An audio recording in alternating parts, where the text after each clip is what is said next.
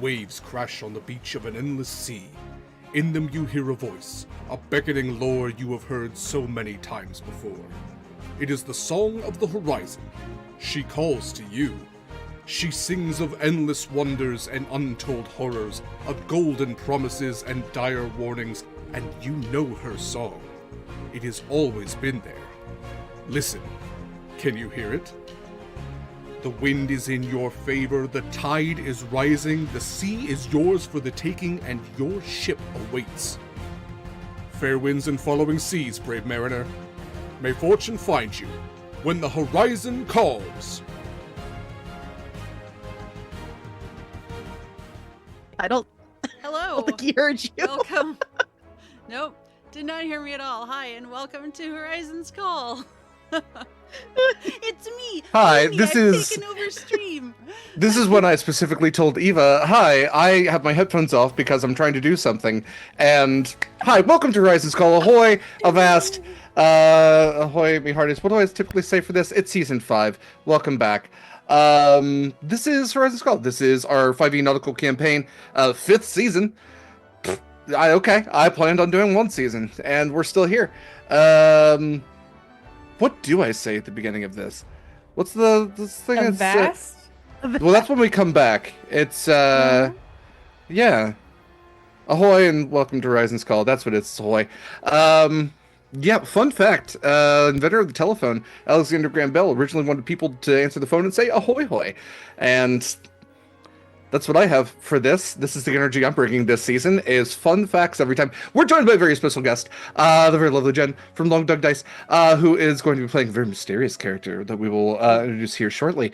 But in the meantime, I'm going to have all these lovely people say a little bit about themselves and who they're playing if they would like to say so. For the rest of you, it'd be weird if you didn't.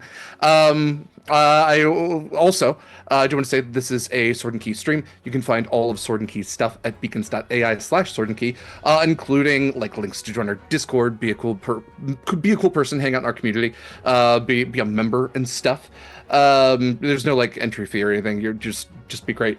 You can also see some of our philanthropic endeavors. If you would like to put your money towards a great cause like PCRF, Palestine Children's Relief Fund, Canadian Painters for Independence, Fauna and Flora International. We also have our affiliate ships like Long Dog Dice, and you can use our discount code to get 10% off of your first purchase there. I highly recommend you do. Jen has an amazing array of dice that you are sure to find something that you love, and there's also a form that you can fill out if you want some custom stuff. I'm going to be doing that later today. Because I have a new dice carrier thing, and I want a very special set of dice to go in it, and I decided it would be Long Dog Dice. We can make that happen. Is it what I gave you? Yes. Okay.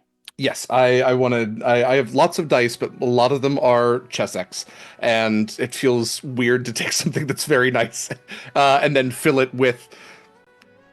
Anyway, nothing terrible to say about Chessex. Hey, Chessex, you're great. You're fine. You want to sponsor us? We're fine. We have a dice sponsor. We're fine. So let's go ahead and go around. Mare, if you don't mind starting us out, tell us about your lovely self. Hi, I'm Mare. I use they, she pronouns. I am so happy to be back. I missed everybody. If you forgot between last season and this one, or you're just joining us for the first time, I play Acacia, who uses she, her pronouns, your centaur, soul knife rogue, star druid, who's not looking forward to going to the hells. That's fair, and yet there you had all the same. Next up, we have Eva. Hi, hello. I'm Eva.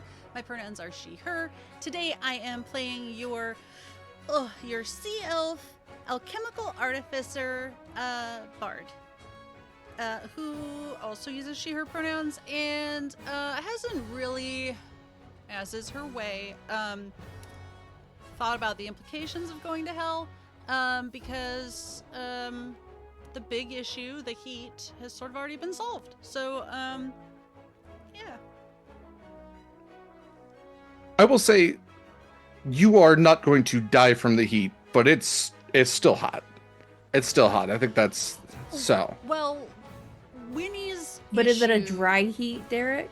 Yeah, there's no water or air there, so To be yeah, it's clear, pretty like- dry heat. Okay, wait.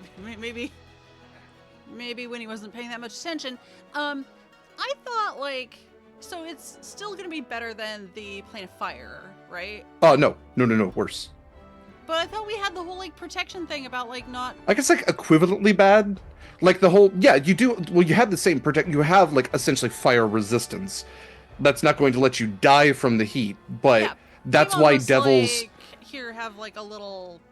Yeah, he said like, hey, you're not going to non-combustible- die from it, but like you're also not immune to fire. Like we'll get into it, but this shows how much when he was listening during that very intense contract negotiation.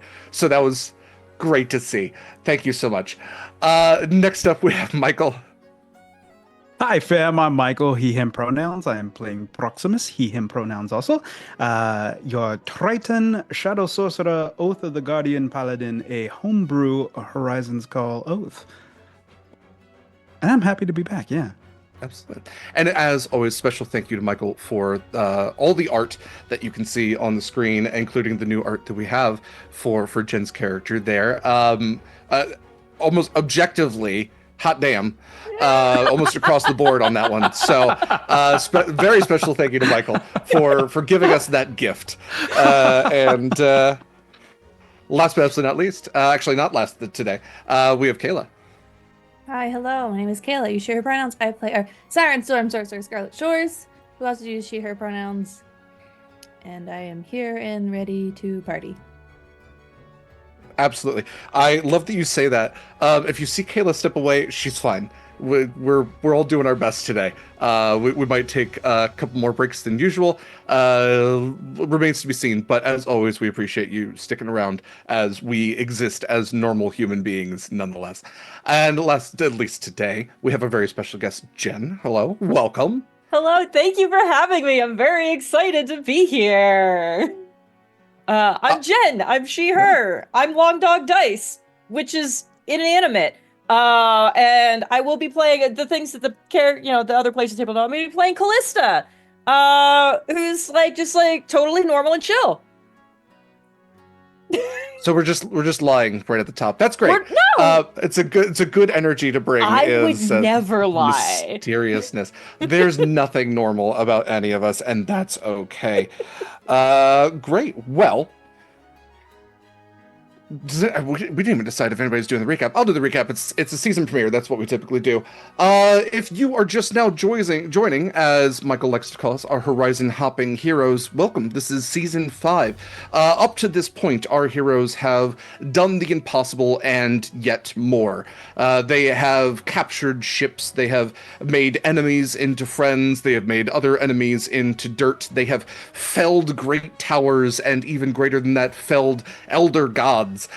They have broken eldritch pacts several times over, spoken with ancient deities of the stars. They have crafted ancient items into new creative things. They have settled ancient differences and created new bonds. They have found themselves and lost so much more. And all in all, they now find themselves battling on almost every front with enemies all around as they try to gather these great items of ancient past, items that they have been told can bring peace to their world, as there is an ever-encroaching empire spreading its domain above the sea and below on 2 different wars, both seemingly orchestrated by a singular force. They search out for rings, these elder rings, these great items that are said to be once connected, able to create great power and manifest great power in the world. Through this, they have also learned that there is power within the stars, as the stars are not all stars themselves. They are shards of elder beings spread about to seemingly protect the world from something that lives beyond in the darkness of space. And all about, they have sailed their ship amongst the seas and swum below it in search of these MacGuffins, I'll say it, and all the while have fought enemies of giants and denizens of the ocean and dragons and everything in between, all while also keeping a safe home base on an island that they rescued and have settled. Most recently, our party, while settling on this island after a trip to the elemental plane of fire and losing quite a bit of time on the material plane, had thought that everything had kind of settled down. Nevertheless, a being that they met, a Cambion, type of devil that they met in the elemental plane of fire, came knocking at their door all too soon with an offer. This devil seemingly has access to information that our party needs. Information as to where some more elders' rings might be located. Rings that they otherwise wouldn't know the location of. Things that are kept secret in the bowels of hell themselves. And in exchange, this devil has offered the party the opportunity to solve a problem for him, as he has been exiled from the hells, his former power taken from him by another infernal being. The party has been tasked to travel to the city of Dis and find their way to the manor that was formerly held by this Cambion, a manor that is now held by his enemy.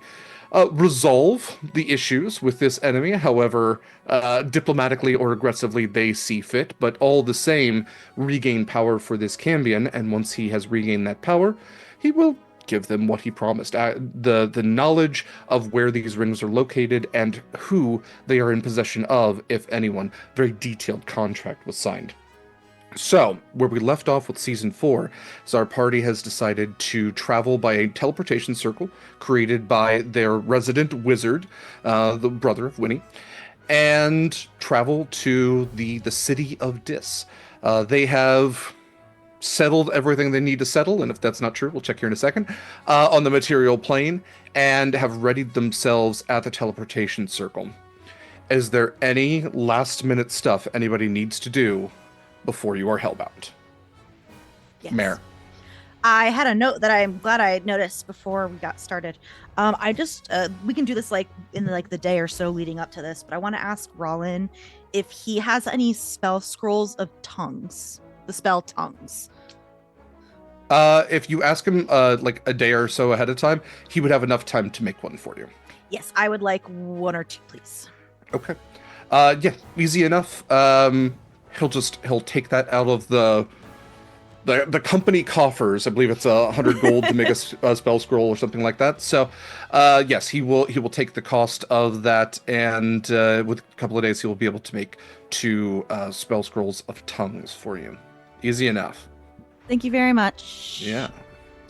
Anything else from anyone? I would like to go through and make sure that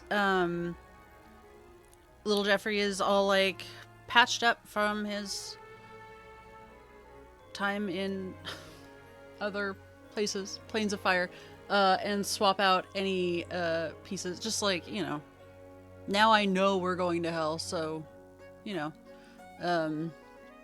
shore him up a little bit.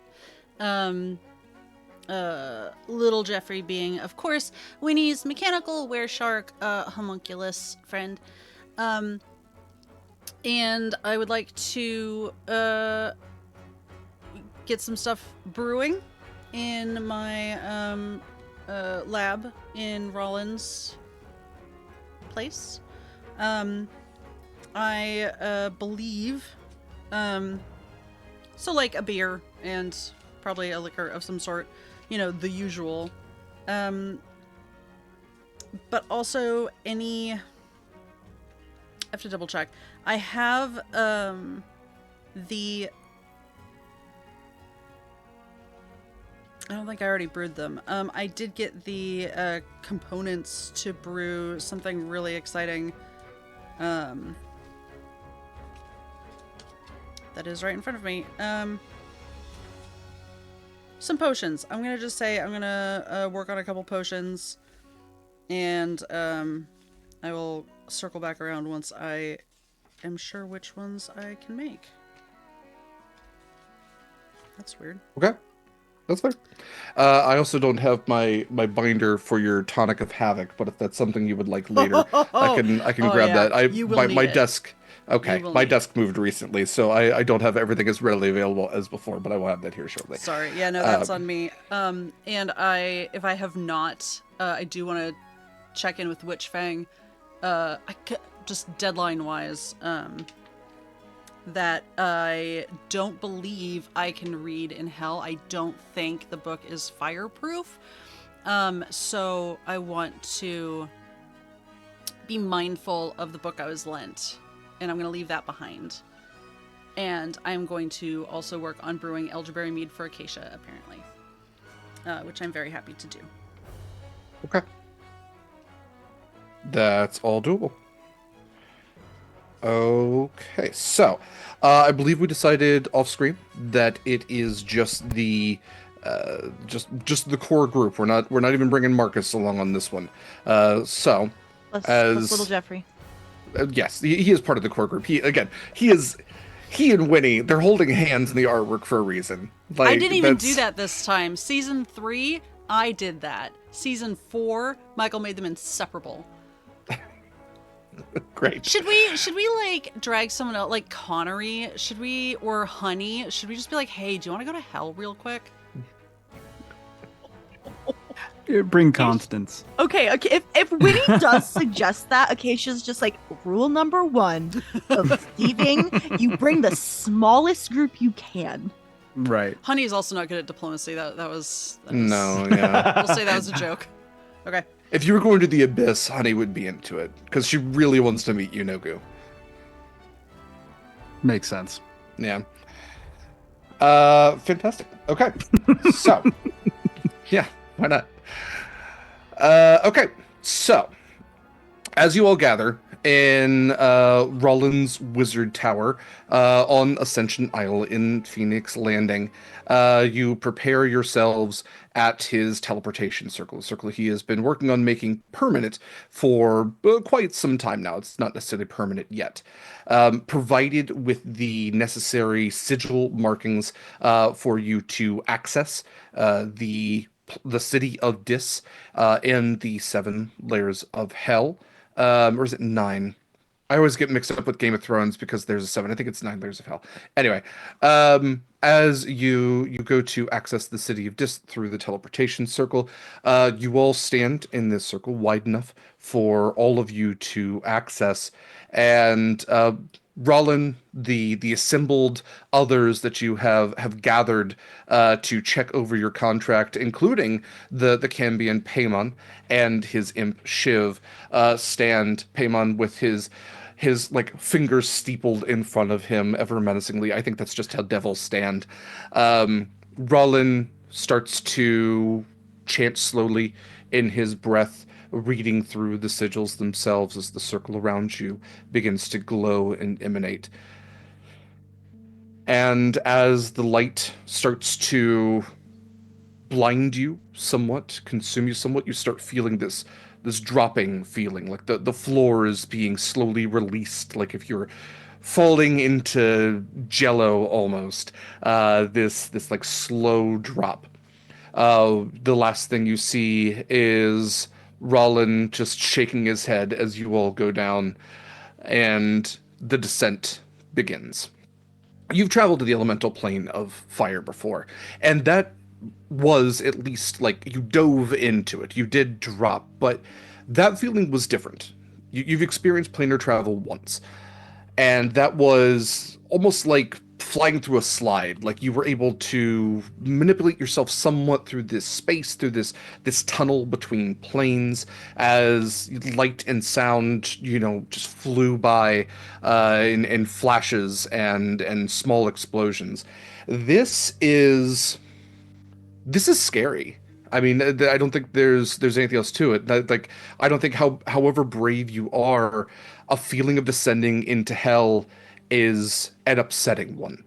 And it is one where those sounds are clearly screams of pain, screams of fear. The light is accompanied by heat. You've experienced the heat of the literal plane of fire. This is comparable. And all the same with your blessings of devils, you descend lower and lower and lower. Even past the layer of Avernus, you get this feeling of compression, of tightness. Almost that the planar levels, like the ocean itself, creates this density around you. And then in a moment, it is done. The heat remains, the tightness, the density of claustrophobia does not. But that feeling is like stuck in your stomach a little bit as you find yourself standing on a teleportation circle in a small alcove. It's a carved area of stone. Go ahead and everybody give me perception checks. First roll of season 5. Let's That's go. right. Is this Natural a bad sign 20. if my long dog dice don't roll well? Shh, Kayla, please.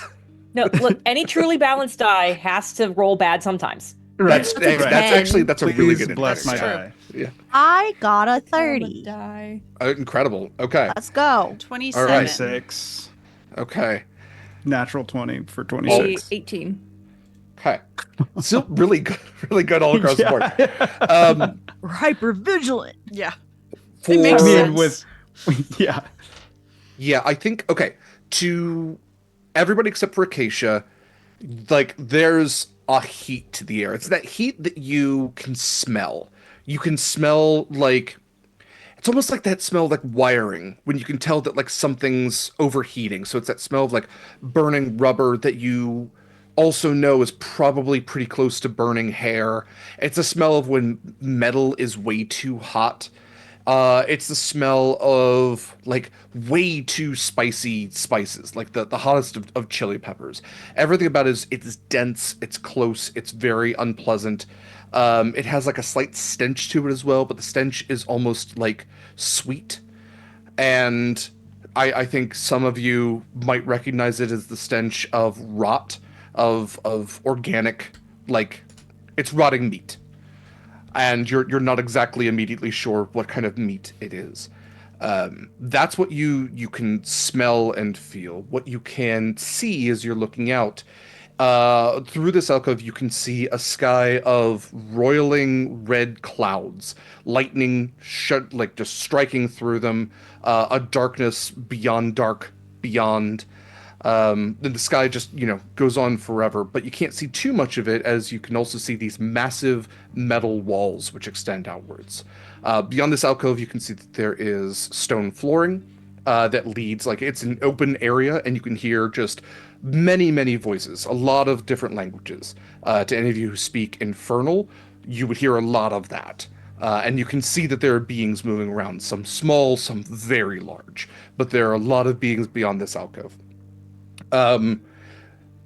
To Mare, to Acacia, you get all of that, but it's almost sickening because you have lost every piece of connection to the natural world. And and that's the feeling more than anything else is all of this hits you in a way that like it more than anyone else, you get the gravity of what all those smells are, and you know immediately what they are. And it is the absence of life. It is the absence of literal, like, the embodiment of goodness. You have traveled beyond where goodness exists. Bear, you also, I think, Acacia would be the first one to notice that Proximus is glowing a little bit. And that is what you all immediately get as you stand here on this teleportation circle that is now fading in light with, presumably, the city of Dis before you. I'm gonna immediately put us into a psychic link that's gonna last for 2 hours. And I'm just gonna be like, well, I'm like shifting back and forth like on my hooves. Just a heads up, Proximus. I don't know if this is normal or not. This might be a paladin thing, but you're glowing. Oh, great. Not again. What do you mean not again? It was a joke.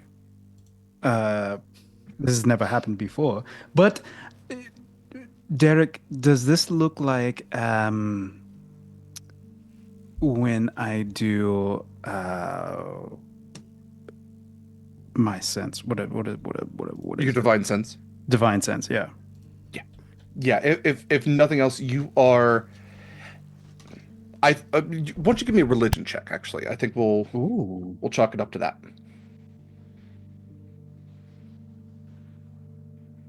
I'm so stupid. Jeez. -1, 4 on the die. So 3. Okay. Maybe something you ate. Jeez. Not again. I think if you like, you're able to piece it together enough that this is probably a religious thing. You're at least able to identify like, hey, this is the same kind of glowing where if I use divine sense and I saw an angel, like maybe I'm an angel now. No, I'm probably not an angel. I do have wings, but they're on my feet. Do angels have wings on their feet? Probably not. Maybe? I don't know. There's those ones that are like a big eye that are like a bunch of rings with wings. I don't know. What was Acacia saying?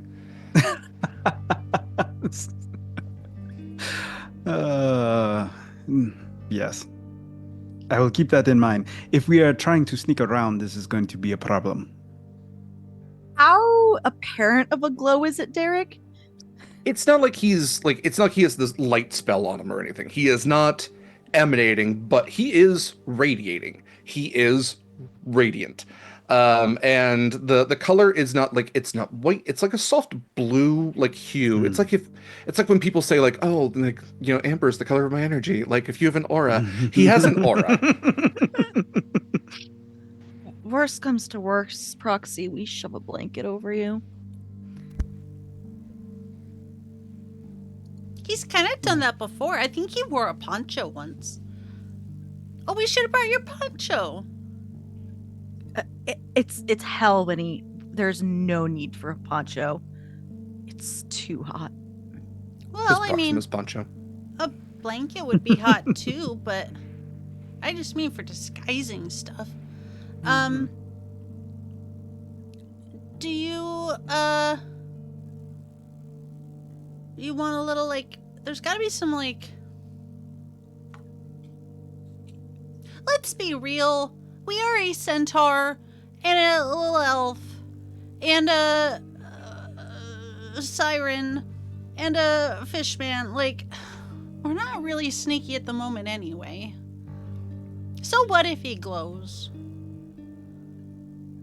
Fair, but we should keep this in mind for later when we're actually doing the breaking and entering.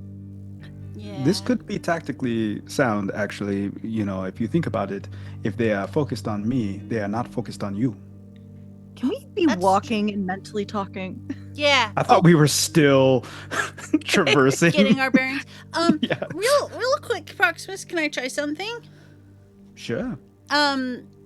Little Jeffrey is gonna, like, float over and, like, tap your hand. I don't think he has to do this. I haven't used this in forever.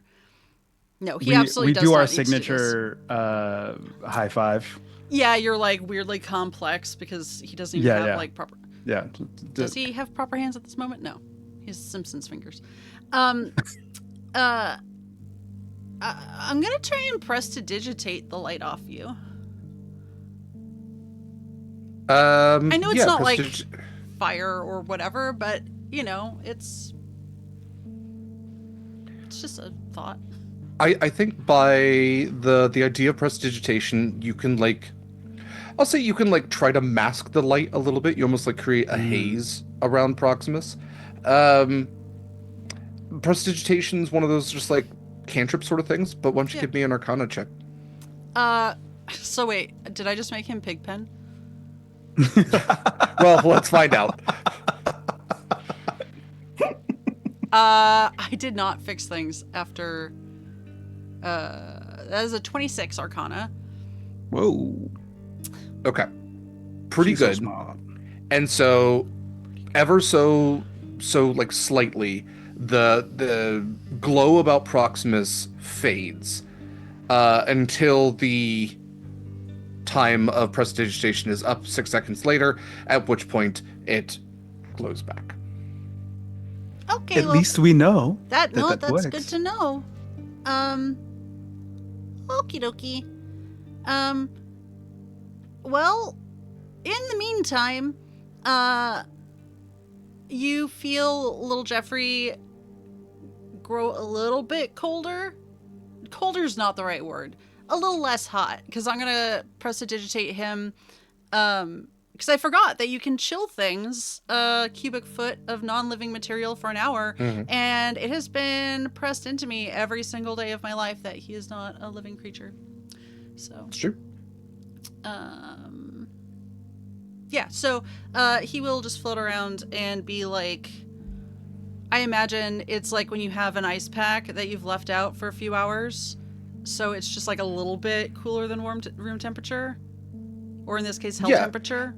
He's almost I mean, so you're cooling him. Again, there's no moisture for him to steam, but I think you can see that like there's that weird reaction that metal has when it's like way too cold and is like approaches something hot. There, you can almost hear like little.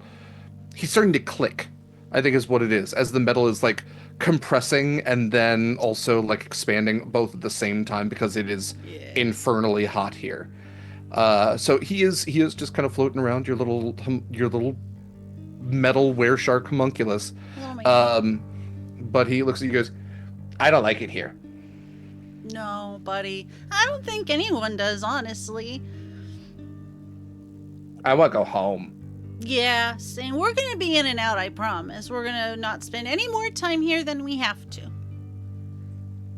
Okay. And maybe we'll find a soul for you along the way. Who knows? He just kind of looks back at you and his eyes just like I imagine you put in like Doll's eyes. Well, it was black eyes, like a doll's eyes. And those eyes roll over to white. That was a Jaws joke for the record. It was a Jaws joke. Yeah. But I imagine you put in like where he can blink. So you just hear like a click as he just slow blinks at you. Yeah. If anyone remembers Sleeping Beauty Barbie, where her eyes close when she lays back, just like that. Pretty bad. Yeah. Okay, so as you are walking and talking, you make your way out of this alcove into what is, styled as very clearly a marketplace. And all about you can see that there are tents and stores that have been built into the sides of this stone courtyard. Basically, this massive courtyard just sprawling. You have the open sky above, and as you look up, you can see imps flying above and things much larger than imps. Variety of devils all about, and eyes shoot to you. And as they do, almost unilaterally, they are accompanied by some of the most unsettling smiles you've ever seen.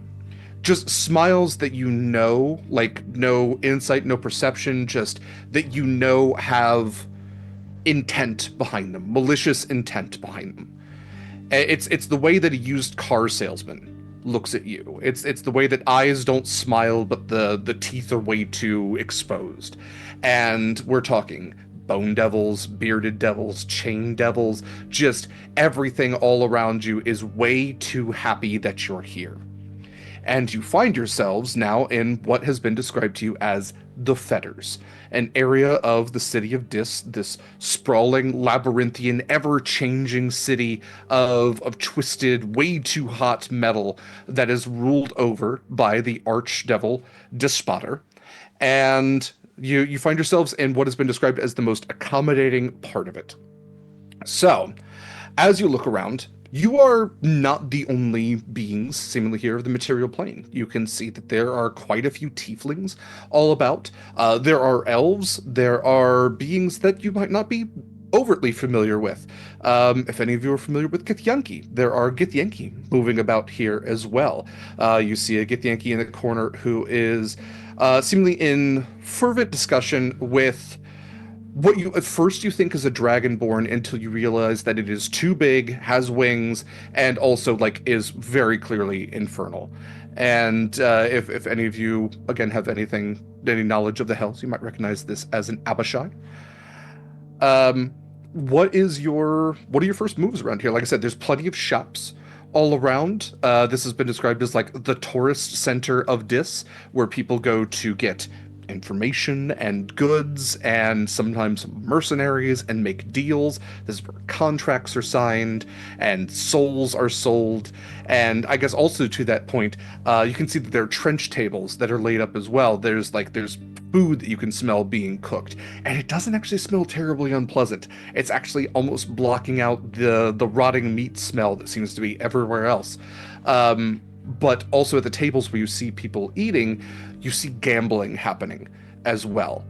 And the main currency that seems to be traded on a lot of these tables are recognizable as soul coins. Little iron pieces with faces embedded into them. If you talk to anyone, please be extra careful. Mayor, You just get a mental nod, affirmation from Acacia. So no deals, right?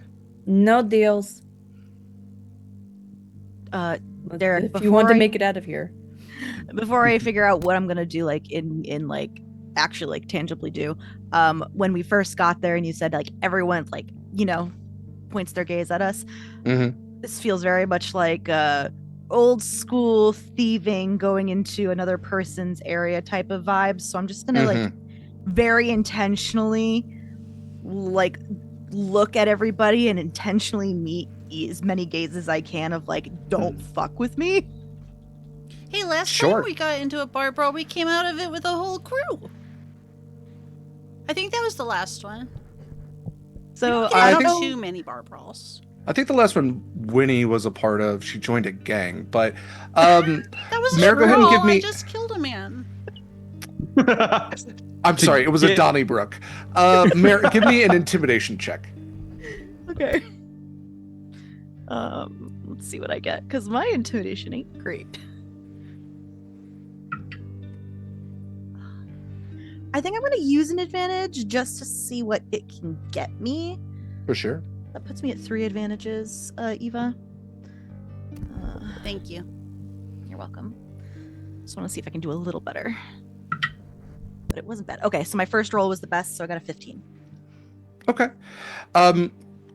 As you do that, there are a handful of devils that kind of turn away from you. You get a few chuckles, actually, as you're trying to be a hard ass in hell. I just don't want to be. I just don't want to be. I just don't want to be considered easy pickings. Sure. Perhaps Our next mixtape, Hard Ass in Hell. Hard ass in hell, easy pickings.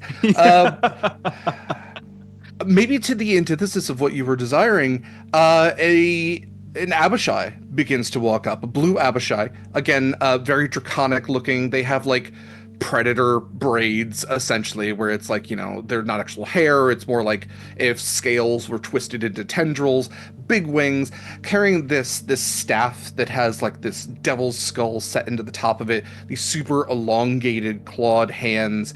And as a blue Abishai has a massive, almost rhino horn on its nose. And it walks up to you. Ah, no meat, huh? Welcome to this.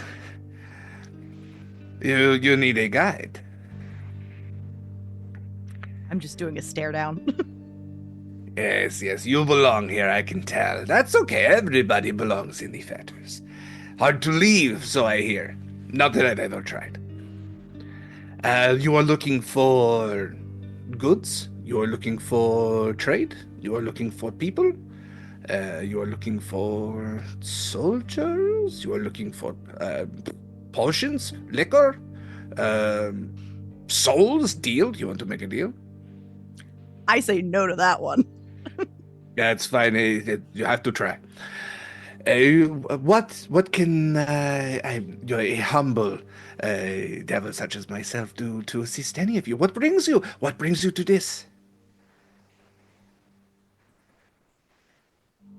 I'm gonna say I'm just gonna be a. I will wallflower. throw out across the courtyard is a figure that I don't think you necessarily have noticed just yet. Well, a figure that you probably have seen, but she's not the only tiefling that you would have seen. Perhaps maybe the most armored, but there definitely are, like, people who are warriors, adventurers, kind of moving about as well.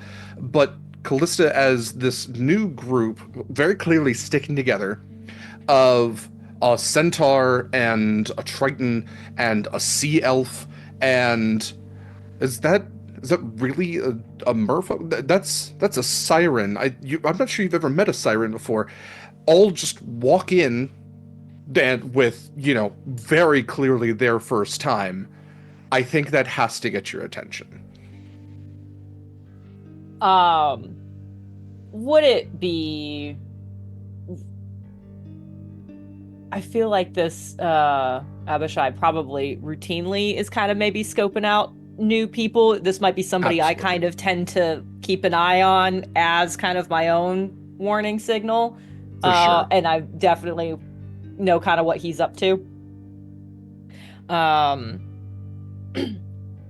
think I see him approach, and even if I can't hear the conversation, I think I can see the lack of responses generally happening. And I will kind of very intentionally look like I'm still looking around and push kind of off the wall that I've been hanging out by. And I'm just going to slowly kind of make my way, not directly towards them, but like I'm going to be passing behind them just so I can try to get ears on what's happening and decide if I want to intervene or not. For sure. Go ahead and give me a perception check. What may or may not be heard is Winnie bending down to talk to little Jeffrey about not accepting deals and whatnot. Best behavior. Have you thought about welding, like putting a latch on his mouth so he can't like open it when he... It's a little padlock. Yes. Or a mute button. We've all wanted to do that to various party members. That tracks. Little Jeffrey really needs it sometimes. So two things. One, I rolled an 18 on that perception check. And two, Fantastic. I do also have a feat that means I can read lips. Fantastic. You and I are the same. You do not even have to get super close to realize that this Abishai's name is Xenox, Zinox, and yes, Xenox is like one of those take advantage of the newbies kind of devils in this area. And he's not alone.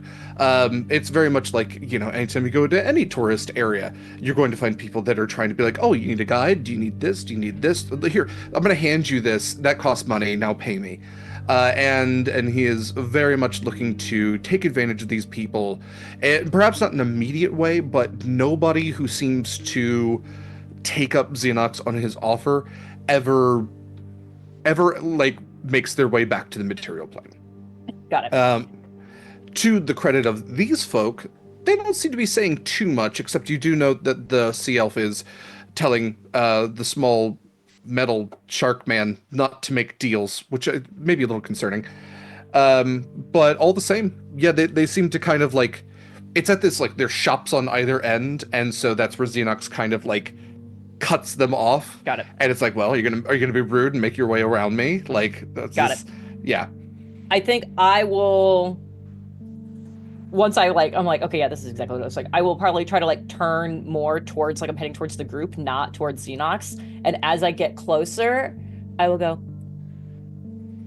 it is good to see you all. I was afraid you were going to be, you're quite late. See, what do we see? You see what has approached you is a blue tiefling woman, dark, like kind of like navy blue hair, even darker blue horns, one of which looks like it was cracked and repaired like Kintsugi style. As Derek said, very armored, wearing blue cloak, silver chainmail, carrying not like kind of like hanging off to her side a nice big old warhammer. She is, and I think cloak is kind of pulled a little bit over some of the chain that's kind of like holding kind of the pauldrons in place on her armor. but I think anybody with I see lots of high passive perceptions. There is an amulet hanging off of her belt off to the opposite side from where the hammer is, that I don't know if it's necessarily a recognizable symbol to everyone, but I would say probably has a clear religious connotation to it. Fantastic. So as Is- you are approached by this tiefling, sorry, Mayor, go ahead. Is it a symbol any of us would recognize? Like, is it a common Go ahead and deity? do a religion check. My religion is shit. Flat roll. Are they hiring? Winnie would like to know. Oh, I got a 19. Okay. With a 19, especially having gone to Umberlee's Eye and seen a lot of the variations on deities, this is one of those deities that probably, like, if you listen to some of the scholars, some of the religious minds, this might be a deity that has many names, and this is one of the names they perhaps go by. Jen, I'll leave it to you. What is the god that Callista follows? If you're familiar with this, you would know that at least one of the names this god goes by is Avandra. A storm deity of sorts. I think Eva's broken. That was Eva's Sorry, reaction. I had to Google this because I was not sure who Yeah. this is. Vondra's also a babe. Yeah, this is a this is a god of like paths and change and of That's merchants cool. and things like that. Yeah. So Yes. Also known as the Change Bringer. yes. And she who makes the path, freedom, trade, travel, adventure, and luck. A pretty popular god, at least like the Changebringer is just as popular oftentimes as Tamora when it comes to sailors so like the big three for a lot of sailors are Avandra, Tamora, and Umberlee, just because you don't want to piss off Umberlee. And sorry, I I was didn't gonna read. say Winnie would look up and probably because she's pretty short anyway. Oh, we're late. Oh gosh, I don't even know what time it is. Because I'm also assuming that like my sense of time, like on the plane of fire, probably doesn't work down here either. So Yeah. Derek, my last question is before I turn to the group for, hey, do we go with this weird tiefling who just approached us? What is this Abishai's reaction to seeing the intervention of this tiefling? Give me an insight check, because the smile doesn't break. Like, it's still very like sharp toothy. They're trying to hold the salesman pitch. So I can't do math. 16. Okay. I think with the 16, this is how I'm going to frame it. My dad is an auto mechanic, and he has many friends who are not familiar with cars that take him to buy vehicles. And every time I have seen a car salesman know that he is an auto mechanic, I watch the same thing. And it's an eye twitch, and the smile fades just a little bit, where it's like, fuck. I'm going to lose thousands of dollars. So that's kind of what you see on this Abishai is, I thought these were easy marks, and his like head, almost bird-like, just kind of tilts and looks over at Callista. Callista! They do, you know, these new people here? I thought they were, no offense to any of your fresh meat. You haven't been rude to my friends, have you? No, offering services as I do. I wouldn't be wanting to mess with the likes of you. We're friends, are we not, you and Xenox? Well, thank you for stopping them so I didn't lose sight. I appreciate it. I'll let you know if we need anything. Of course, always at all of your services. He bows and taps the staff and just kind of like shuffles away. Again, does anybody know Infernal? no. I mean, I do for what it's worth, but I Right. figured that was probably a given. Callista's the only one that hears him like in Inferno going, "Son of a fucking bitch, motherfucking shit, stupid, god, fucking." Sure, we can infer I by watch the him tone, for though. yeah. I watch him for way longer. Like I was like, I want to make sure he is gone. Yeah. He takes a while, but he shuffles like out of your way and like into this dark kind of tunnel that's again kind of built into this thing. You get the like this whole area has levels to it, but the design of it conceptually is the way people design play places. Like there are tunnels and like the equivalent of like a ball pit, and like nothing here makes a lot of sense. Everything takes work to get from one place to another if it's somewhere you really want to go. And it is constantly shifting. There are stairs that like even as you're watching somebody walk on them, they're taking a little bit of time going up them just to make sure the step doesn't shift slightly by 2 inches and make them trip. Like everything about here is accommodating in an insulting way. And also way too difficult for what it is. In the mind link, I'd rather take my chances with this tiefling than that Abishai. Anyone have any thoughts or disagreements here? No, there's no Nope. reason we can't make new friends while we're here. Oh, Please bless be you. careful with who you make friends. Out loud, Winnie will say, "Hi, I'm Winnie." Hi, Winnie. It's lovely to meet you. I'm Callista, and I will look to the rest of the group. I understand that this is probably not your usual cup of tea. I am happy to actually get you where you would like to be, or happy to just leave you with some words of caution and be on my way. You seem have like a local. Yeah. More or less. Close enough. What do you usually do that you have such an open schedule to accommodate us? I'm gonna look back the direction that Zynox just walked off. Mhm. I'll be like, I tend to offer guidance to newcomers, whatever that needs to mean for them. This is a place that people don't tend to visit, and then sometimes have difficulty leaving. And if guidance is how to best keep their wits about them staying here, then so be it. If that guidance is other things, take it one step at a time. So you offer paths out if needed. Sometimes. This isn't a great place for this conversation. Do you have a Agreed. better place? If you're willing to trust me for a little bit, I do. If you break our trust, can we kill you in return? You can try. Fair enough. That's actually a really good sign. Scarlett usually never asks before she kills someone. Noted. Usually just sling them out the window. Come with me. No windows here, Scarlett.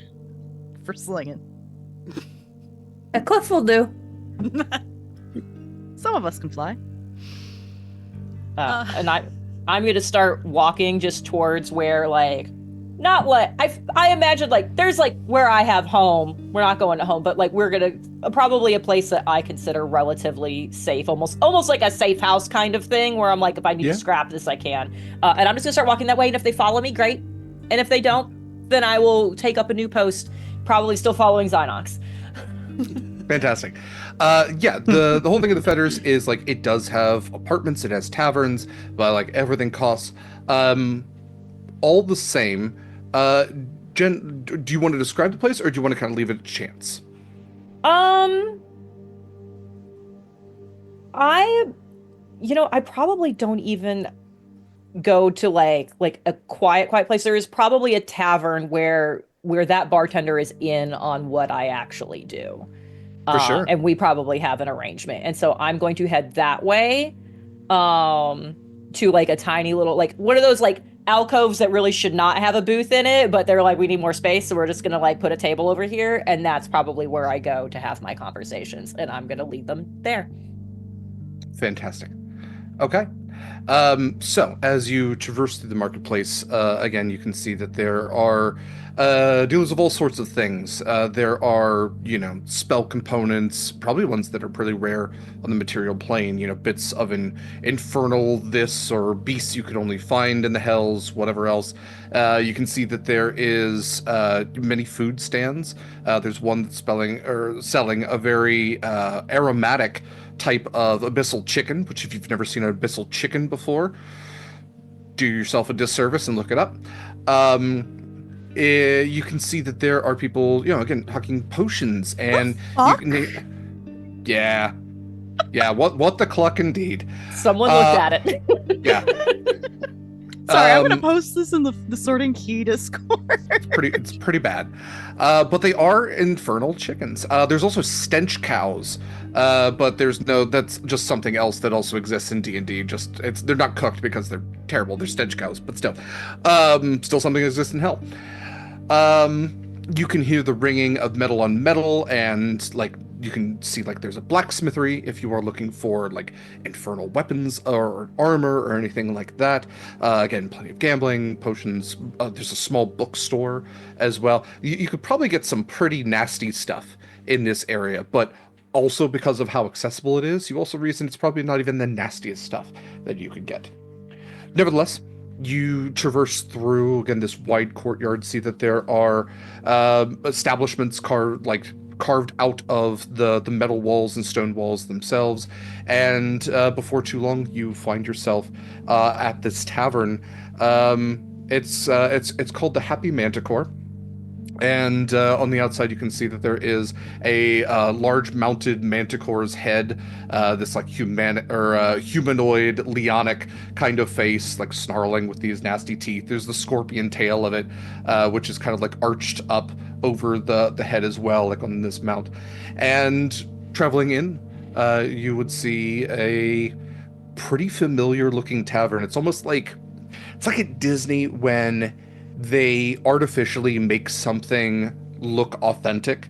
This is if somebody tried to make an authentic material plane tavern, but somewhere else. It's like the Eiffel Tower in Las Vegas. It's I get what they're going for, but it's not exactly it.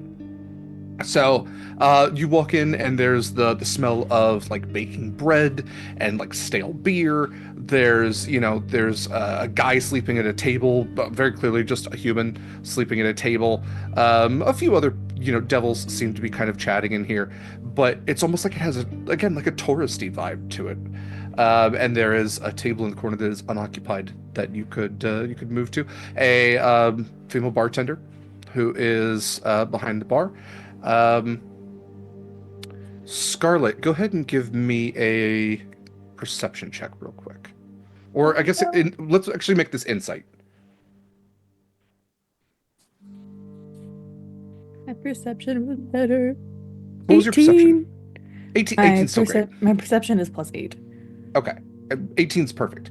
Okay. The bartender winks at you. And there's something about her that's weirdly familiar. I stare for way too long, trying to put the pieces together. Give me a history check with advantage because of the insight. You find another.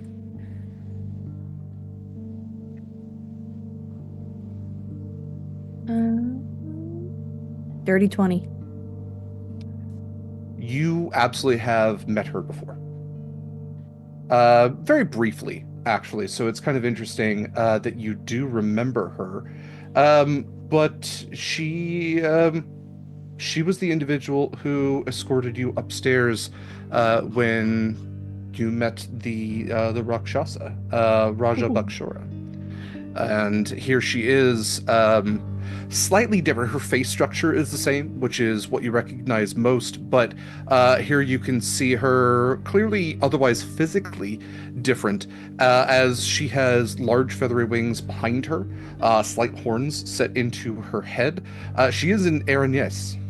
I believe is the pronunciation of it, and is working her same job here. So you kind of wonder if there's maybe another familiar individual about. It did click in my head. Sorry, go ahead. I hope not. 'Cause It did click in my head because wasn't the Rakshasa's tavern like the Happy Tiger or something? Yeah.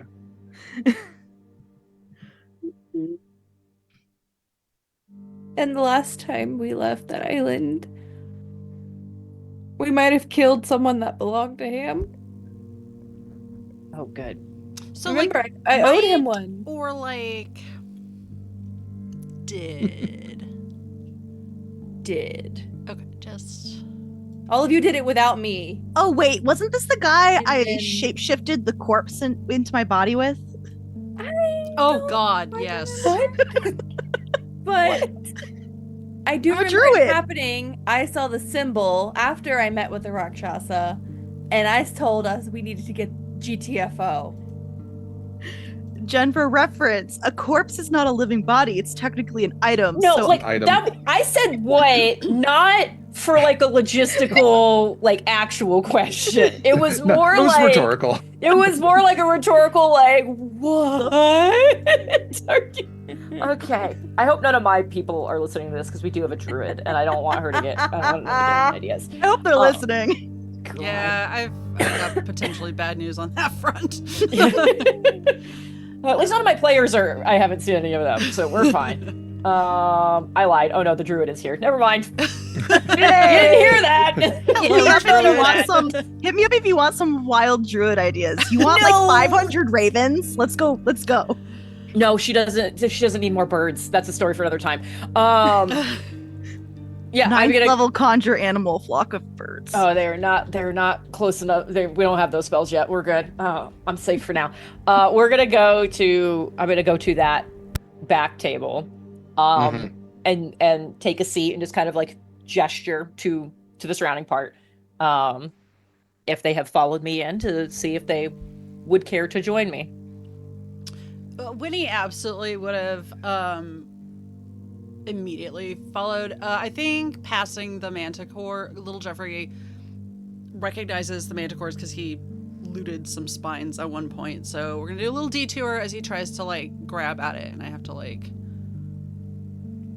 get him back. He goes up and like puts himself in its mouth like you do with the giant shark at the Jaws ride at Universal Studios. Yeah. And he goes, paint a picture. Okay, yeah, I got it in my mind, buddy. I'll do it later, okay? You know me. Like, I got this. I'll sketch it at the Okay, a table. serious one now. Okay. Serious face. Yeah, good job. Okay, let's go sit down. Yeah, gotta work on that underbite. I guess that one's kind of my fault, huh? Okay, let's go sit down. I am how you made me. Acacia's gonna like pick her way through all like the chairs and the benches carefully and just like sit at the edge of the table. If this is like the booth, she's sitting at the head of it. Yeah, actually, Acacia, as you arrive at the table, like one of the bench seats kind of scoots back to make like the room shifts. And it's not like there's like a breaking of wood or anything like that. It's all kind of wood in here, but it just kind of like stretches to make more space for you. I'm still gonna let everyone else get into the inside of the booth Yeah. first. It's just it becomes like bigger so that you're not just like it's not a horse at a table. Thanksgiving's weird. I don't know. Yeah, you don't want me to take the inner seats anyway, so I'll just Yeah. wait till Scarlett and Proximus get here. Do you recommend a specific drink? 'Cause, oh, by the way, my name is Proximus. Nice to meet you, Proximus. Nice to meet you. I'm quite thirsty, so I was wondering if there was a specific drink for this area. At this particular tavern, and I'm gonna look over at my bartender friend and be like, anything here is safe. So, beer is easy, helps with the thirst. It's not the best, gets the job done. I will take the Hell Hefeweizen as I read it on the. Yeah. Very good. Yeah, that's exactly what it is. I guess I'll take the Infernal Purgatory IPA. It's a limbo lager. Excuse you. Sorry, I'm not wearing my glasses. Oh, character bleed. Yeah. A round of drinks are Yeah. brought over to all of you, a variety of beers or cocktails, and all the same, the Aaron, yes, sets them all down. Callista, you have new friends. Yes, we were just settling in to get to know each other. Mm. I've actually met one of them before. And she gestures over to Scarlett. Oh, really? She looks like directly at Scarlett. The Raja very much appreciated your last meeting. It was quite profitable to his endeavors. Minor losses, all things told, but if you're ever looking to make another arrangement again, you can consider him a friend. Good. Nice to see you again. I'll let him know you're here. Don't do that. No? I'm not here to see him. Other business. Well, then I'll let him know that. Okay. Mhm. And she steps away. Oh, my ass is grass, and I did it to myself. Okay, Just keep so on moving, Scarlett. Just keep on moving. I'm having This is why some we don't make deals with people. I'm having some regrets at this exact moment, but we're here, so. We say that a lot. Maybe we do have a lot in common. You're not the typical tourist group, so I don't believe you're here for vices. No, No. didn't Put even the want to others come. back where we come from. You also seem relatively well kitted out for yourselves, so I don't think you're here looking for other mercenaries. So what are you here for? Business. Business. We're going Well- on an expedition. You know how it is. You make deals too good to refuse. You take a lot of people who know contracts and you go through it thoroughly, and this is just where we ended up. You hope for the best. Did what we could to mitigate damage, but fortunately we had to come to fulfill our end of the deal. Well, allow me to offer you some advice to begin with, and you can decide what you feel like sharing or doing from there. This is a place that is known for keeping people here. It can be hard to leave, whether you want to leave or not. And that's part of the charm of the place. But you may decide you want to stay.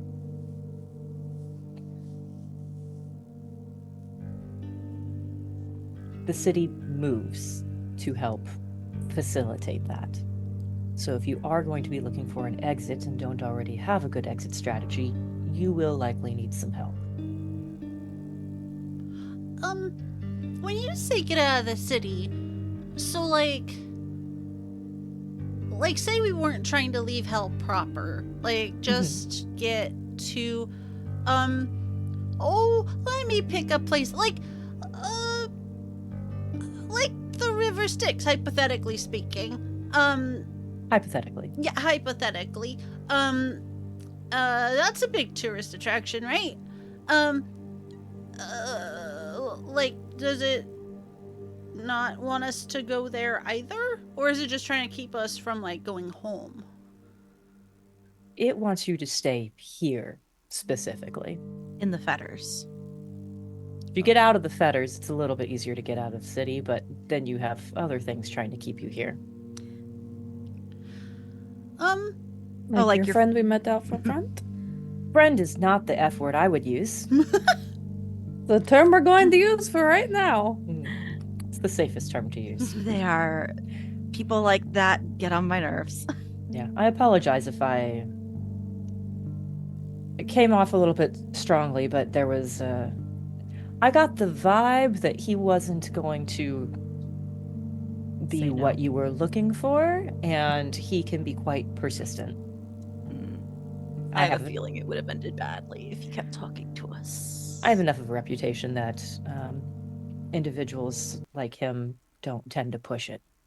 So, What kind of reputation?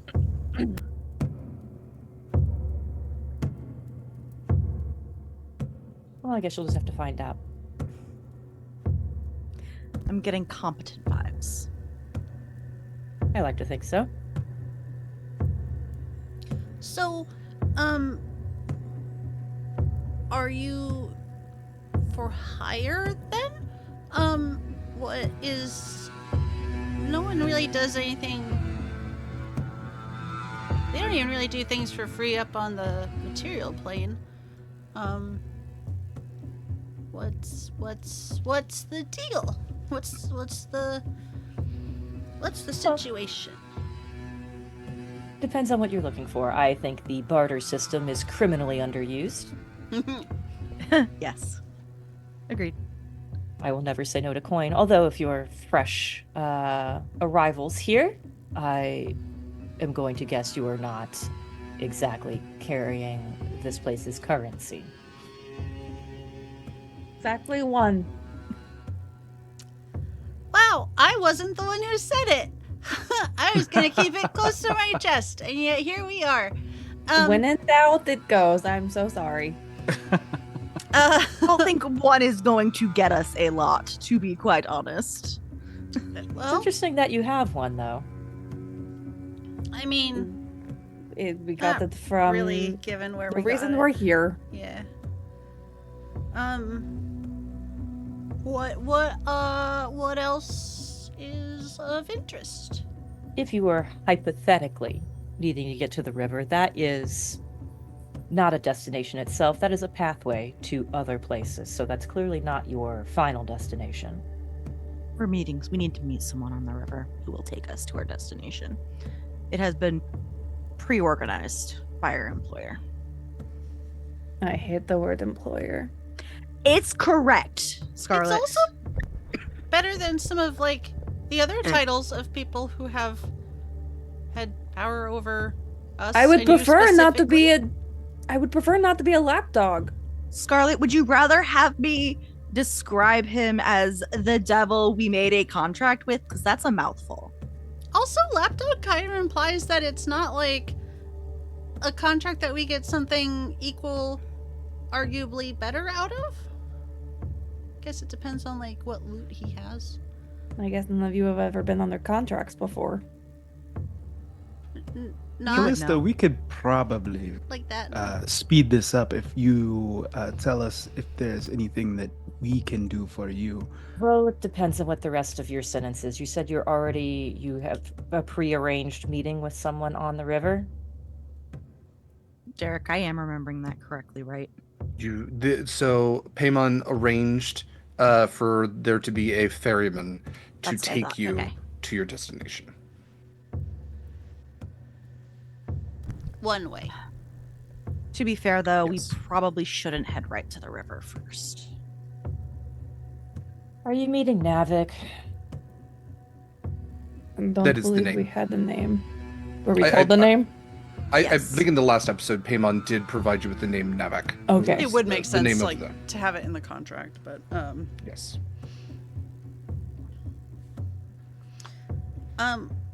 That is that the look you're is the look you're giving? That's the look Mhm. that you're giving. What is this? And I wave my hand in front of you. What is this supposed to entail? Well, he's just kind of an asshole. Oh, we kind of expected that out of a lot of people here. There's Zynox who that you met, unfortunately. There's that. And then there's Navik. I can help get you to him. If that is where you were going. Does he know where he is taking you? I fucking hope so. Okay. Yeah, that would Be a lot of problems if he didn't. Well, I don't know if it was supposed to be a surprise. You show up and say, this is where we're going. In the Mind Link, we still need to figure out how we're gonna handle the Chancellor. It wasn't Chancellor, right? Yeah, the Chancellor. Yes. We have to Infernal find Chancellor. the Infernal Chancellor. We still need to figure out how we're going to best him. If we can find his true name inside the house, maybe blueprints. I know we talked about trying to find stuff, but do you want to like ask around here for like this is in the Mind Link. Ask around here for like dirt on him? Or not like dirt, but like what people know? I think Or blackmail, question either is- way. real question is how much do we trust this tiefling? Obviously not a lot, but like how much do we tell her? Well, apparently we're telling her a lot, so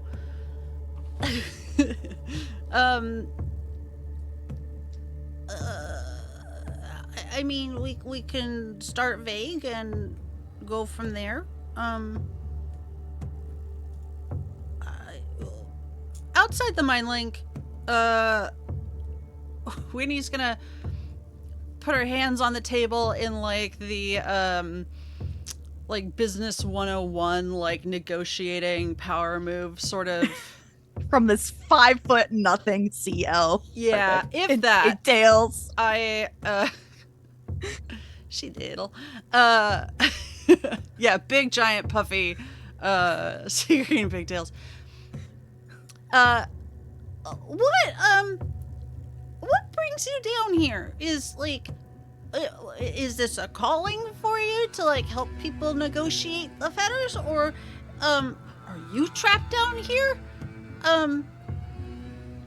What's your deal? And I'm happy to tell you my deal in exchange. Constance says it's like a whole lot and like we don't have time to get into it in like a 50-minute hour, but there's you know, let's get to know each other a little bit.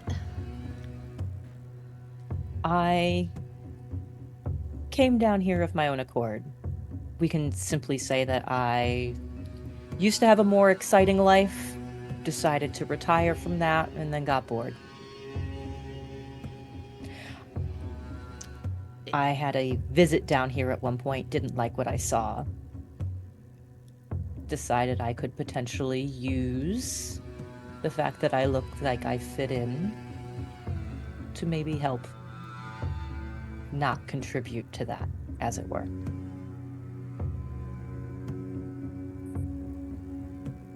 And the vibe check. If I'm doing a vibe check, am I getting like truth? I Or at wish I was least doing a tin- vibe check. Winnie just the tinge of the truth, or at least not being intentionally deceptive, just being cagey. So, Jen, the way they typically do stuff like this is if you would like to make it a competitive roll, you absolutely can. And you can kind of set your own, or you can set your own DC, like, I think I'm being this, and then, you're deceptive or persuasive. And then you can also sometimes just say, like, yeah, no, this is the vibe I'm getting off. This is what you're picking up from me. So I'd leave it totally to you when it comes to this sort of thing. I feel like at this point she's still very guarded about exactly who these people are, so she's Sure. probably trying to like keep it a little bit. So I can I can either roll forward, or I've kind of decided where a vibe check DC might be. Either way. Yeah. It's mostly me just trying to see like, do you have any malicious intentions? Like, obviously you're past any of my business, but like, Yeah. is this sus? What do we do this? Jen, you can say persuasion, intimidation, deception, any of those three. You don't have to say what it is. You just have to say what your role is. Okay. And then Mayor for Acacia will do insight. Worse. Mother bitch. That's a nat 1. So for a 10. The way I'm going to translate this is Acacia's attention is so much on Callista until a moment it's not, and the reason it's not is your passive perception. Acacia, as you are staring down Callista, trying to get the read on, is this tiefling trying to fuck me over? Like, is she just being the next one after that fucking Abishai that's going to try to take advantage of us here? Like, this is what I would do in her position. Like, this is just, bring him to a safe place, tell him everything's fine, tell him you can help him, but like, keep it guarded. But as you're reading that, your eyes kind of dart real quick and look across the room to a table in the opposite corner where there is a bearded devil who, like, eye shine, like, with the light, like, the corners in shadow otherwise, but that eye shine flickers off of a lantern that's hanging and is so clearly staring at all of you until you look over, and then those eyes dart down. So that is what I'm going to say. You can't get a good read on Callista because you notice that you're likely being watched. That's really good, because you had the shark puppet on, and I was worried that like little Jeffrey was pickpocketing Acacia or something. Little Jeffrey's eating the table. Yeah. Jesus Christ.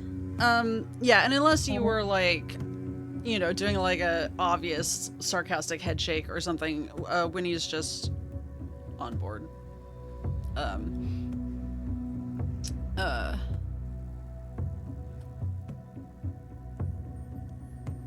kind of intrigued that, to spice things up, you were like, oh, I don't know, let's go to hell. Sure, why not?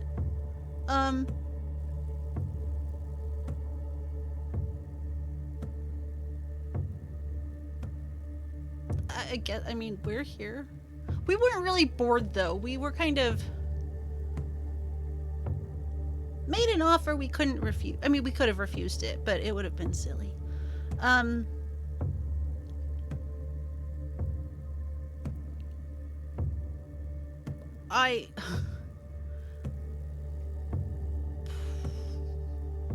of curiosity, like, you don't have to tell us exactly everything about your past, but like, say your home was like somewhere, would you describe that home as more of like an empire-based political system or more of a non-empire-based political system?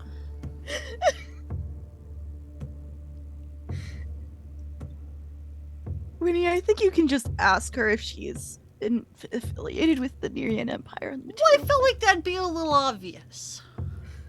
You're right. You were so subtle before. Sorry.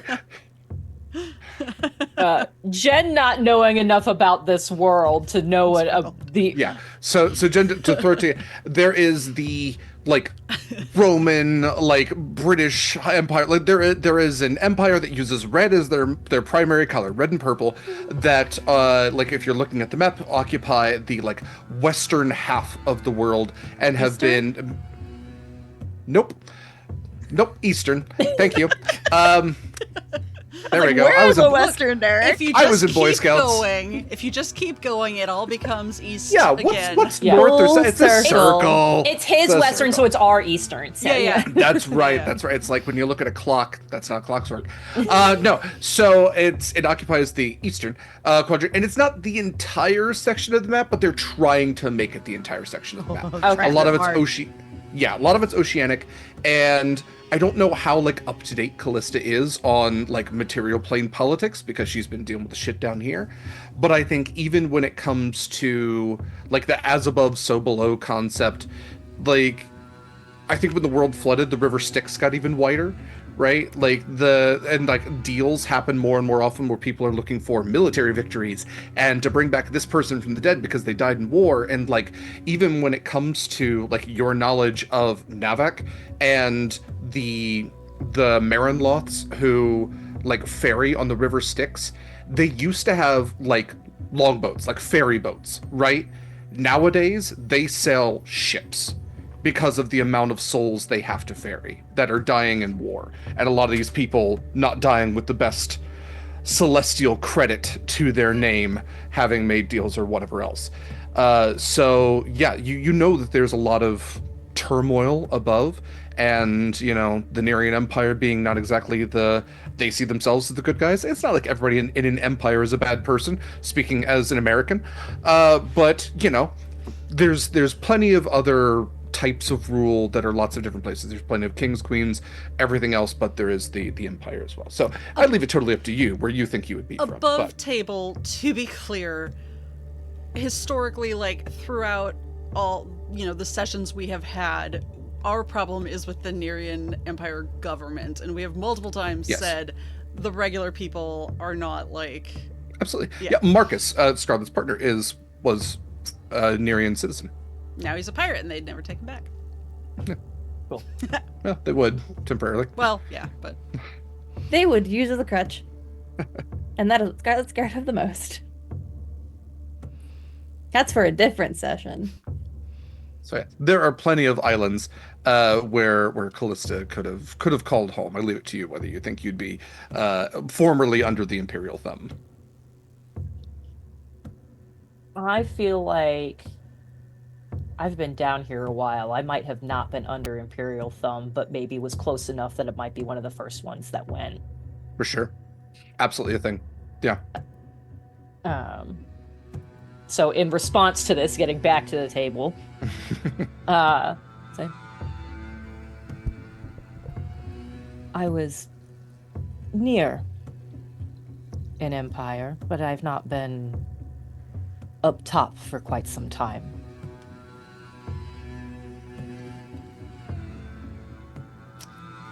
I hope that's enough to answer your question. Well, you got that going for you.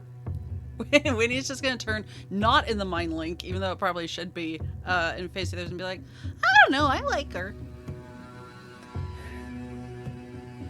I've definitely met less likable people.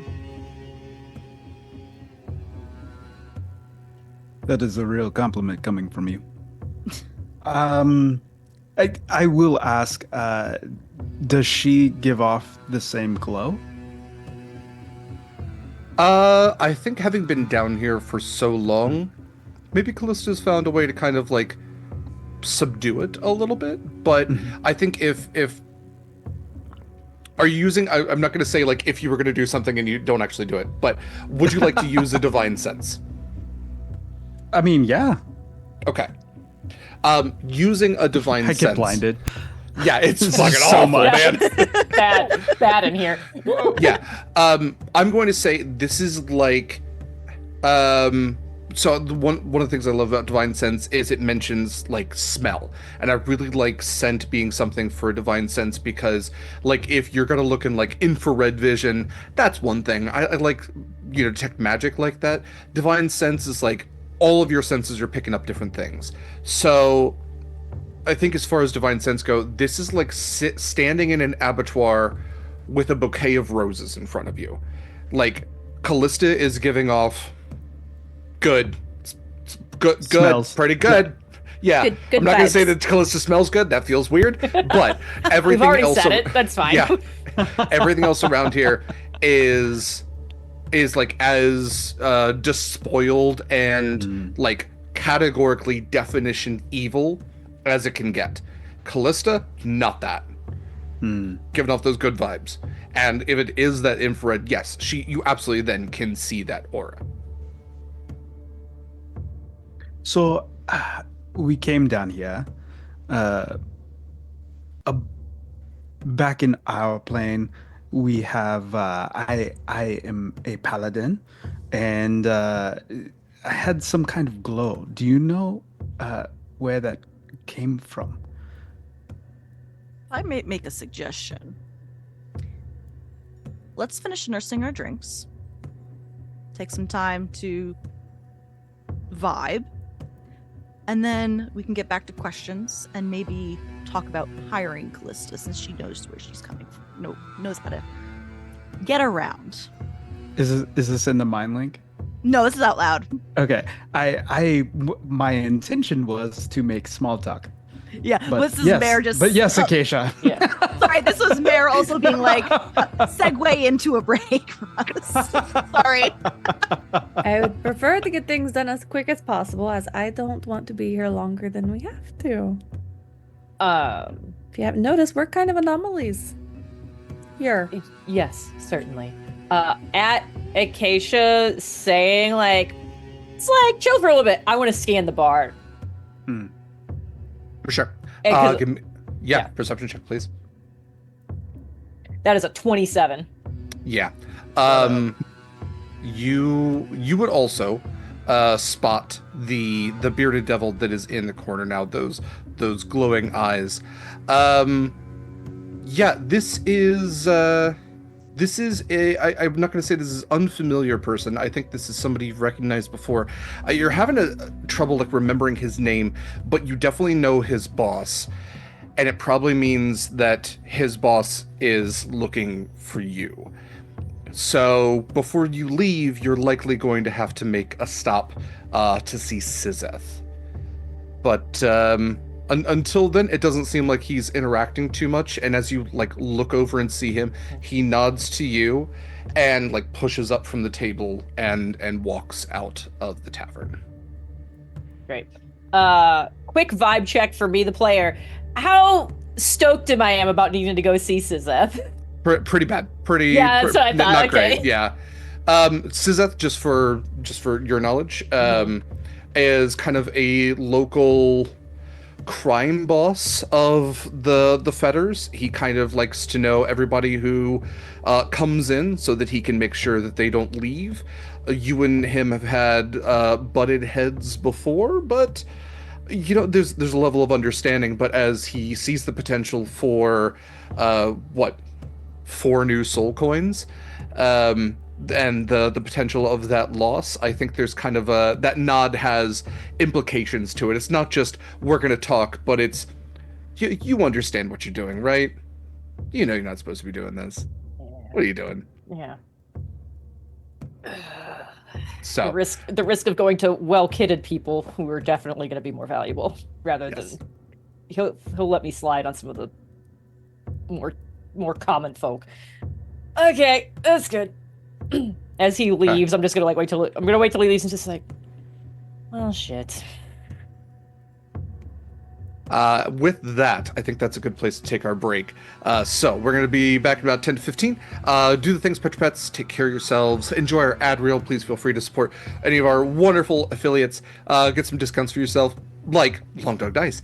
Yeah, you can also, if you're looking to put your money towards a good cause in these trying times, we have some suggestions for those as well. Find everything at beacons.ai/sword and key. We will be back.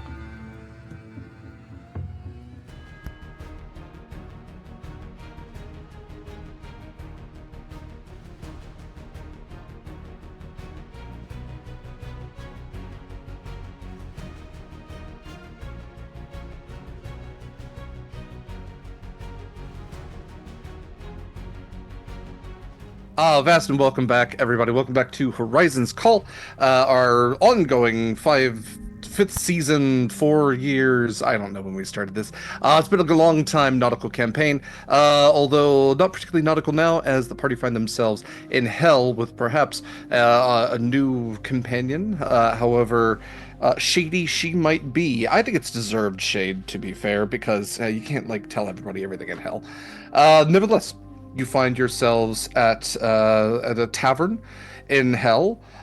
Drinks have been served, conversation has been had, subterfuge witnessed, and as you decide whether or not to trust each other, what would you all like to do? Cry. I think Always a Callista- free action. I'm It's gonna a free have my drink. action. I think Callista just swore. Yeah. Like, did you look over at the devil? Oh yeah, I watched him exit, and as soon as he was out of the door, I was like, well, shit. Okay.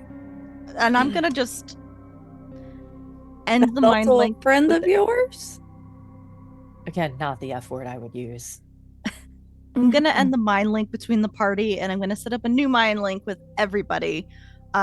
So Callista, if you've ever talked telepathically with anyone, it kind of feels like that. And it's not like forcing the connection on you, but it's just like, hey, there's something pressing on your mind if you want to have a chit chat. Acacia is a switchboard. I am a switchboard, yes. And this one will last 4 hours. Cool. We can talk a little bit more privately here. It sounds like I didn't really like look at that guy either, and it sounds like neither do you. Yeah, that's a me problem. I will take care of it. All right. So, I think out loud to kind of still help keep up an appearance, I will say, like, I fully understand why you are hesitant to share your business here. That's fine. We can enjoy our drinks, have some fun conversation, and I can send you on your way. And in this link, I'm going to go, you do not have any reason to trust me, and I respect that. That is a healthy way to approach your presence here. You don't have to tell me everything. You don't have to tell me anything. But I cannot leverage any of my connections to help you if I don't know where you're trying to go. Derek, can you refresh my memory about because this last time we talked about this was over a month ago. So we need to go to the Chancellor's Hyman's house. Yes. Through by getting taken up there by Nevin? Question mark? Yes, I'm sorry, I did not post his name. Nevek is a Marinloth, which is essentially like what D&D would consider Charon, the ferryman. So they are a specific type of Yugoloth, which is kind of like there's lawful evil. They're the neutral evil ones. They just yeah. Not a Harengon. Not a Harengon, a Marinloth, not a Marengon, which is also a thing. But yes, Marinloth. So you are tasked with leaving the city of Dis, not an easy thing to begin with, finding your way to the River of Styx. It is a portside city. Navak is said to be waiting there for you, but not waiting forever. You are to take his boat, his ship, to Umberlith Manor. I'll type that out as well. Which is the beachside front that was formerly owned by Paimon. Now who residing in there is Infernal Chancellor Longinus. Not his true name. If you were to find his true name, makes killing him a lot easier. Not impossible, but like it's not impossible to kill him now, but a lot easier if you know his name. Yeah. That is what you were tasked with. Navek is like he's passing by there anyway, and he's not going to give you too much shit about being aboard, but like he has other shit to do. He is a ferryman of souls. Okay.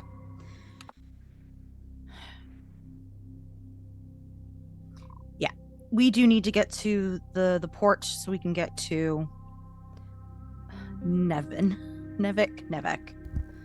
Whatever this asshole is, you said this asshole, basically, from what I understand, is a big one. And he's going to be dropping us off north. To be fair, I mean, he's just our prearranged transportation. Like, if maybe you knew of a better transportation up, Oh, no, I need to be clear. He is the best transportation option. Okay. He's just a dick. If you're the best, then you can be an ass. Yeah, we have I don't want to say a love-hate relationship. That implies there is something positive there, but we do have a business relationship. So business you relationships are good. You still respect how good he is at his job. Yes. I like to believe that respect is mutual, but he would never admit it, so I just have to believe. And we're not supposed to drink the river water, right? I'm pretty sure. I would absolutely not do that. Okay. Don't even touch the river water, Winnie. Will Jeffrey? Do not no let touching. Thank you. Put No him in the baby, Bjorn. Yeah. Leash him, something. If wherever you're going you need information, I can help point you in some directions. If you need supplies, I can help point you in some directions for individuals who are less likely to try to take advantage of you. So You know what? hypothetically, Winnie, whenever you say hypothetically, you do know people know you don't mean it hypothetically, right? I believed her. what else would I mean? Acacia? That's the first time you got a flash of me not, like, I've been keeping a pretty cold, like, Yeah. wall. You are so kind. Okay. Say we wanted to. Well, let's back that up. How do you feel about heists? Like, We didn't go anywhere, but okay. okay. Nice. What's Like- the word on the street about the Infernal Chancellor? Oh, you're just jumping right into it. Scarlett is right. We don't have any time to beat around the bush because Navik isn't gonna wait there for us. In the mind link, when you will say, "Fine, we're here to kill Infernal Chancellor Longinus and steal his house back." Okay. Carefully. We're not supposed to break stuff. You asked earlier what I wanted out of this, and we established payment wasn't really, let's be honest, not something you could offer, and frankly, not something I'm interested in. I have a proposition for you. I've heard that before. I will help you in this endeavor on 2 conditions. The first is that the Chancellor... You brought up ice. Wonderful analogy. Chancellor has a vault in his abode, housing a large quantity of soul coins. A frightening quantity.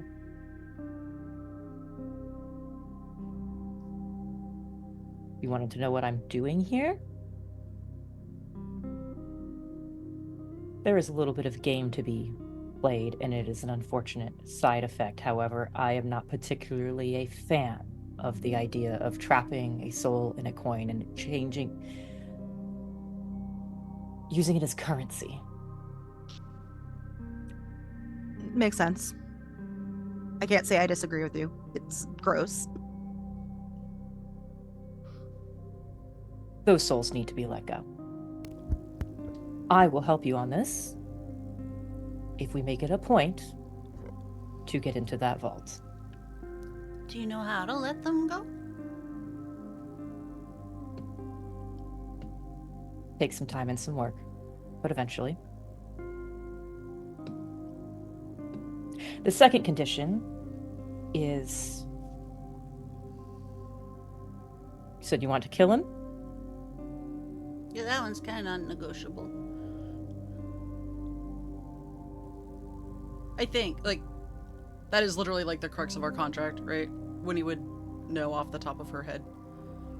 I mean, if you can find a way to take Longinus's power and title and all of his property from him without killing him, great.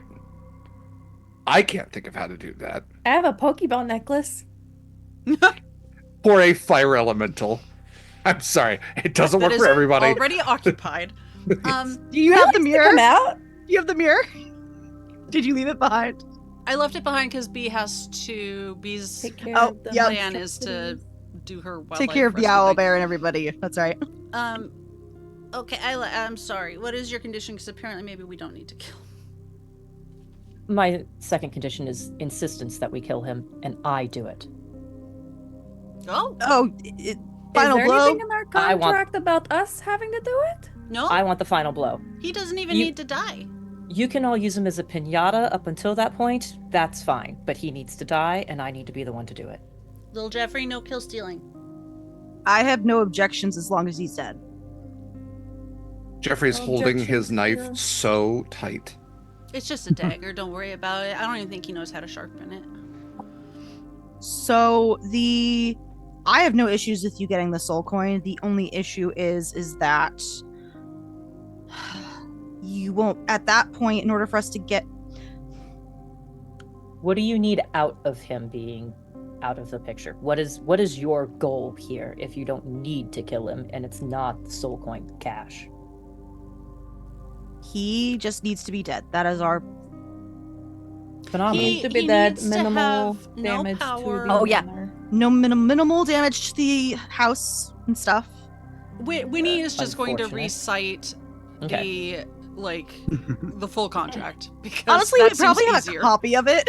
We do, but like You do. also she just I don't necessarily want to hold that across Yeah. like in public. So Winnie has it memorized, so she's just gonna repeat You it. got the Cliff Notes version. Yeah, so essentially, Paymon's title, his power, his merchant power, all that was taken from him, and he was usurped by Longinus. If they can find a way for Paymon to regain all of that, which would mean Longinus losing it, so he would either have to give it up willingly, or he has to die. And in that case, the party will, and it's up to them whether they give this to Callista or not, but they're going to gain access to the knowledge, at least gain access to the knowledge of the location of some very powerful objects, and they get to loot the vault. And there's some pretty hefty stuff in there. Perfect. So we will have access to the vault after we kill him. Yeah. However, you might be on your own after there, but we can open up a door. Because he's I don't gonna need come let us out of hell, apparently. I don't need a door. I can take care of that. Well, depending on how this all goes. It'll be fine. You have But if soul you- coin transportation? But if you want to Yes. get the coins before you're stealing from our employer, we would need to do that before we kill him. That's true. Time-wise, that would make things better. Yeah, I guess that's the question of how quickly does your employer know that the He said Chancellor's he out would- of the picture. Just no. Oh, he'll know Great. immediately. Yeah. Okay. And we expect him to come right back, honestly, probably. Well, All right. maybe he'll leave us alone. Well, if your goal is removing his power, killing him, he's not likely to stay dead. It will do us all a favor, actually, if I get to be the one to land the final blow. No objections. Any kind of Callista, solution. I admire what you're doing here. Freeing souls, and it seems like this is personal for you.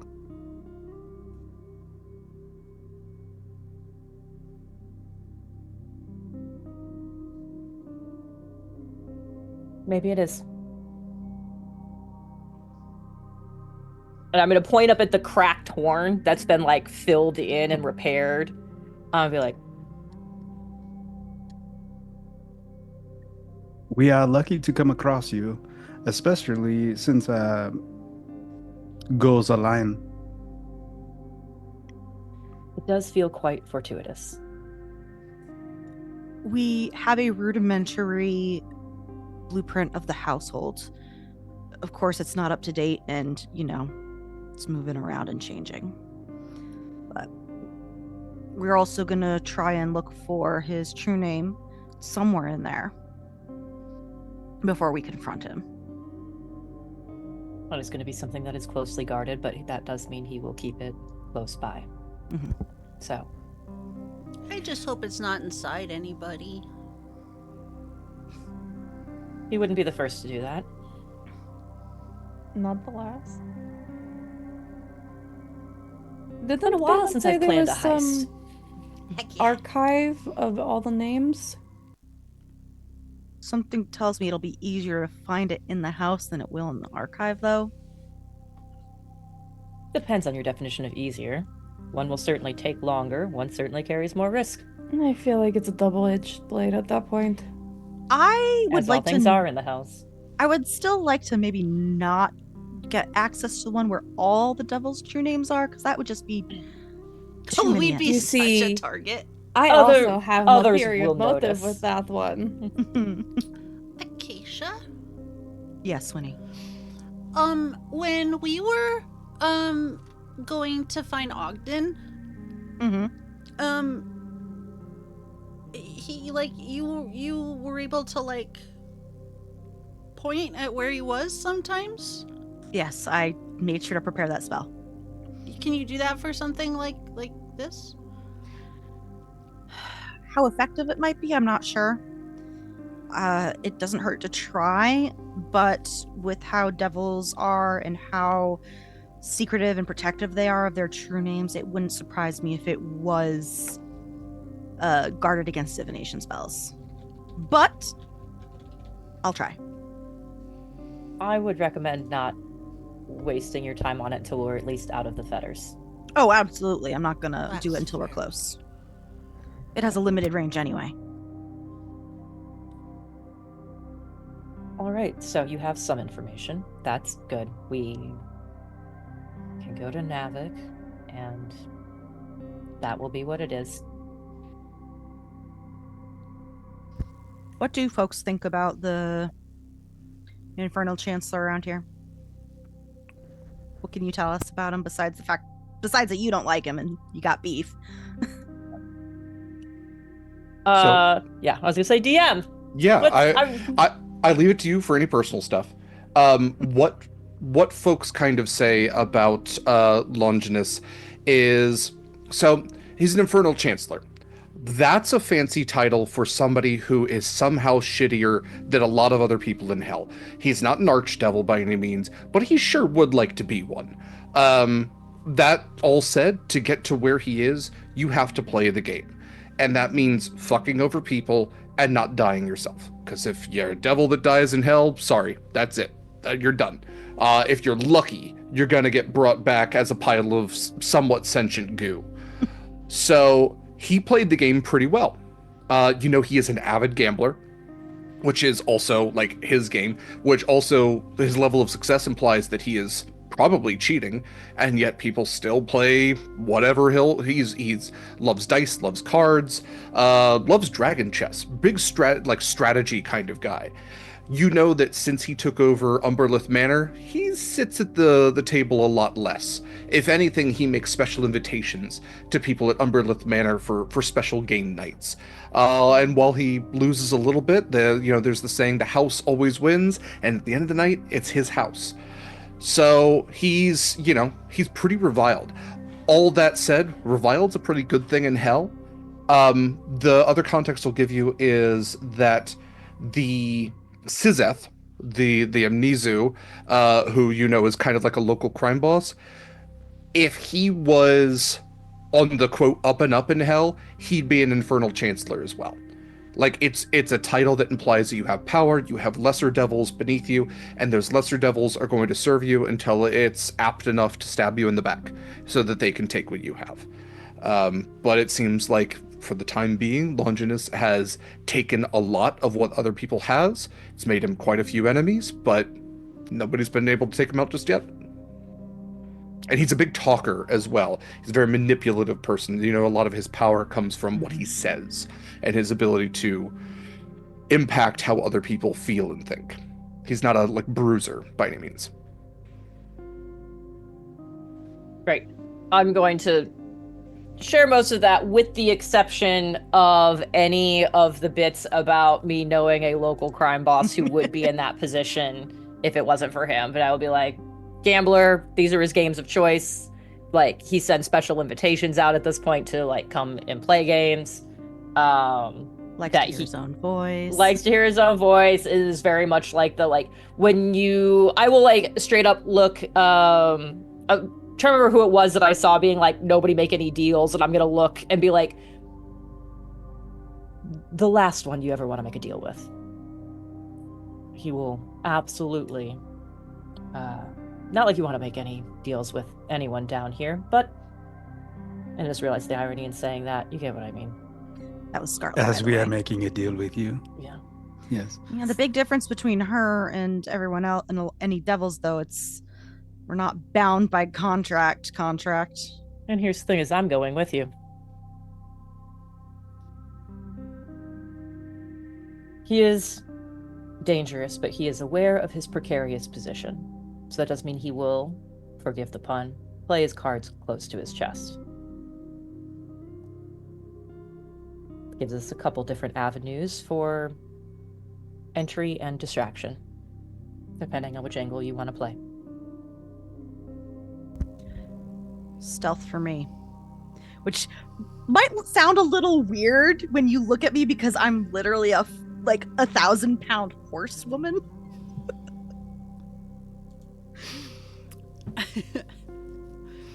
I don't suppose any of us are super good at dragon chess or something and could just win his name or estates and power in one convenient game.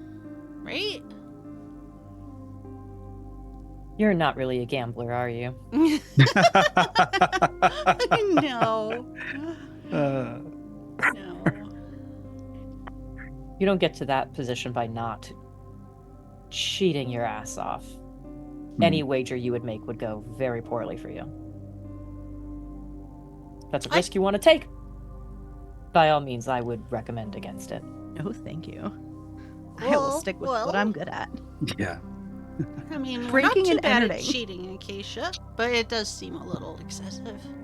Your sleight of hand's really good. It's probably better than mine at this point. I think it only works really well, like, in conjunction with knowing the game, though. And Yeah. I'm pretty sure, not having played games in forever, yeah, I did play Dragon Chess, apparently, but, no, I play dice. Just kidding. We'll call that We left plan the one who plays Dragon Chess back N. on the other plane. The one who's obsessed with dragons. The one obsessed with dragons, yes.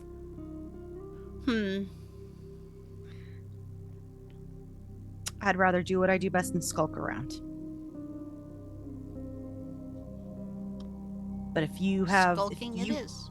Well, I'm not going to tell you to skulk if you have a better idea, but me trying to get in the door with nothing but a smile and words is not going to go the best for me. Proximus and I are really good at distractions. Callista, where are your strengths here? I'm gonna gesture down to all of my armor. Not stealth. I got some magic that can help with us moving silently. I think the other thing working potentially against us, if I am helping you and joining you in this endeavor, is that, again, I do have a bit of a reputation. Did you want to elaborate now on what kind of reputation that is? Not particularly. Okay. We'll see how a conversation in a little bit goes with our friend who exited. When she's got her head in her hands, like, totally ready for story time, though. Maybe later.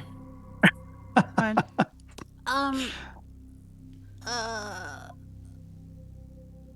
I don't really know what my strengths are besides, like, filching stuff. Doors, I guess. Don't sell yourself short, Winnie.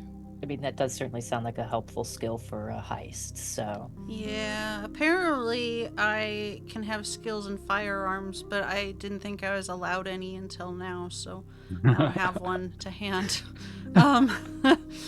Listen, somebody picked alchemist, not artillerist.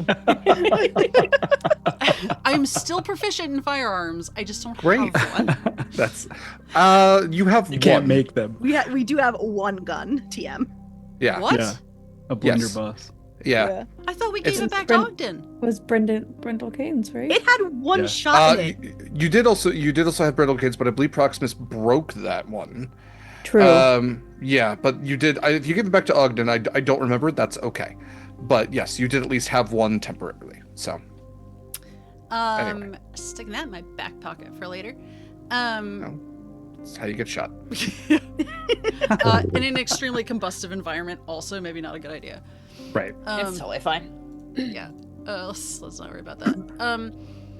Winnie is going to finish her beer, assuming it hasn't poisoned her because she did not take that spell today. And she would like to have some of her elixir, please and thank you. Out of character, didn't someone get a belt of the dwarf belt? Yeah. Orphan Yeah. kind. Proximus has a beard. Okay. Did you decide on what the beard looks like? Because that's just specifically what I wanted to know. I Oh, gosh. I'm so glad I remembered. Proximus just walks in with a full ass beard one It's day. just seaweed. No, it's like his hair. It's like a fin, but it's long and braided instead of being braided back in his hair. It just comes down.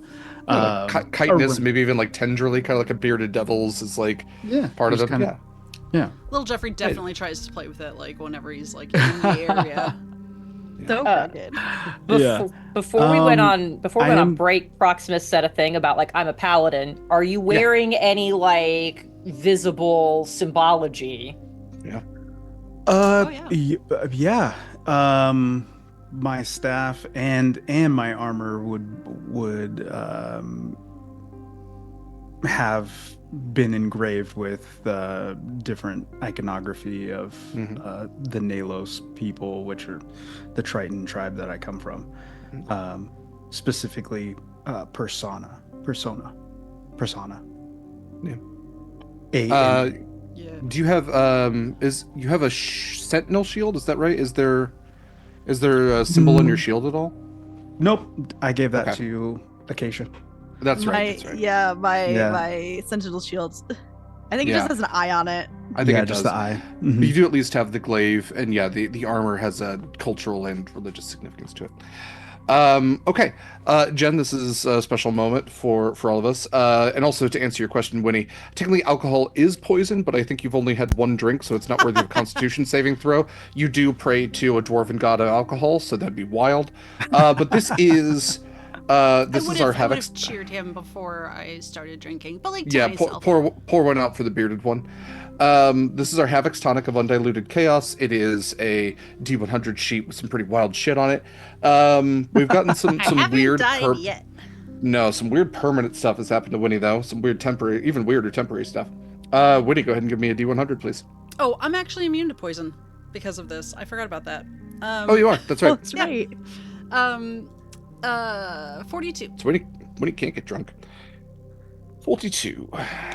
Life, the universe, and everything. It can't be poisoned I had or something. I had a else. visceral reaction to you saying 42. There's a DM I've played with before where if you rolled a 42 on any D100, because it's the answer to everything, an extreme version of what you were trying to do occurs, and we had some wild things happen as a result. So I just know like what that I would immediately do. clenched, and I was like, wait, no, we're safe here. This is a relatively safe space. At least from the number.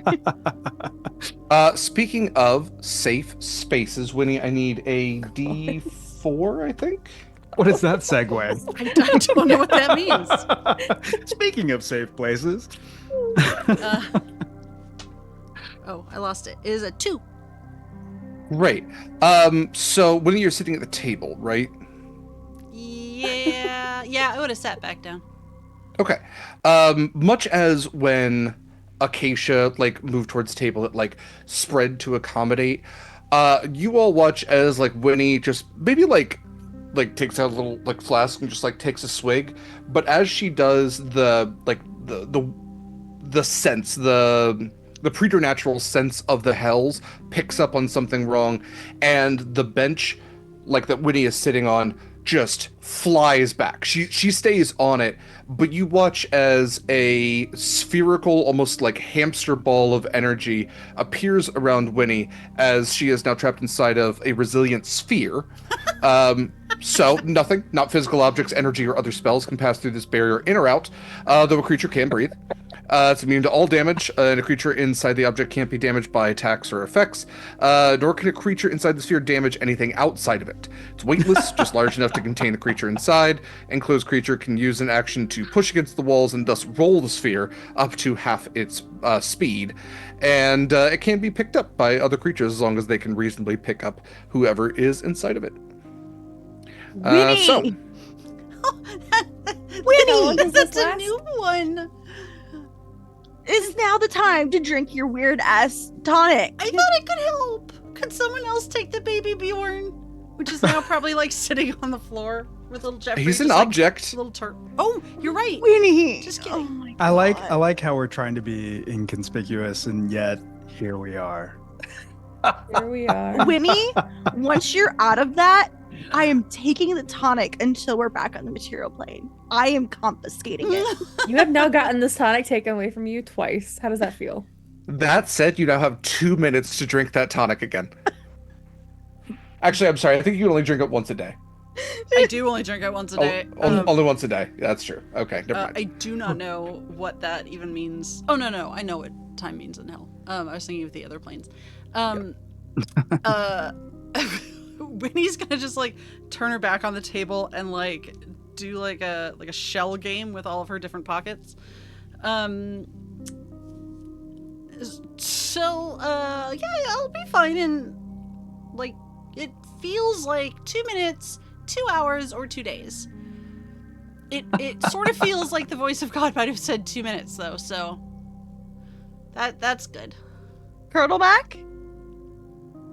Colonel Mac doesn't talk to You're me. muted, Derek. Colonel Which Mac's God just told you like that was my a question? looming sense of dread in the back of my mind. But I don't know if that's just like my opinion, like of how I feel, or like if that's actually him. Listen, do you have much experience with Colonel Mac?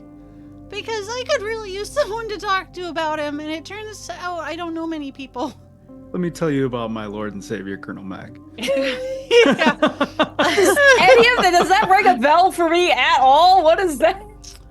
Yeah, you go ahead and do a religion check. You're a cleric. The record You're a is- cleric familiar enough with like evil. I'll give you advantage on this. Okay. For the record, I'm not trying to like spread the word. This is sort of an asking for help sort of situation. I didn't even need advantage. I got a natural 20 on the first one. Let's so go. for a total of 27. Yeah. Colonel Mac, the cursed god of kobolds, is a kobold that ascended to godhood long, long ago. He's basically the reason that kobolds really can't get a leg up in the world and why they're always like considered lesser than. Because long, long ago in ancient times, when the gods still played their games with one another, Colonel Mac lost a game to Garl Glittergold, the patron god of gnomes, and is forever trapped in an endless labyrinth that he cannot find his way out of. So kobolds don't really like they have a god, but they can't really like benefit from him because he can't get out. It's also why kobolds really don't like gnomes very much, and so it is a common practice to gift Colonel Mac rather maps or candles or compasses, things that would help him to navigate his way as he is constantly trying to escape. And Winnie haphazardly entered the faith cult even.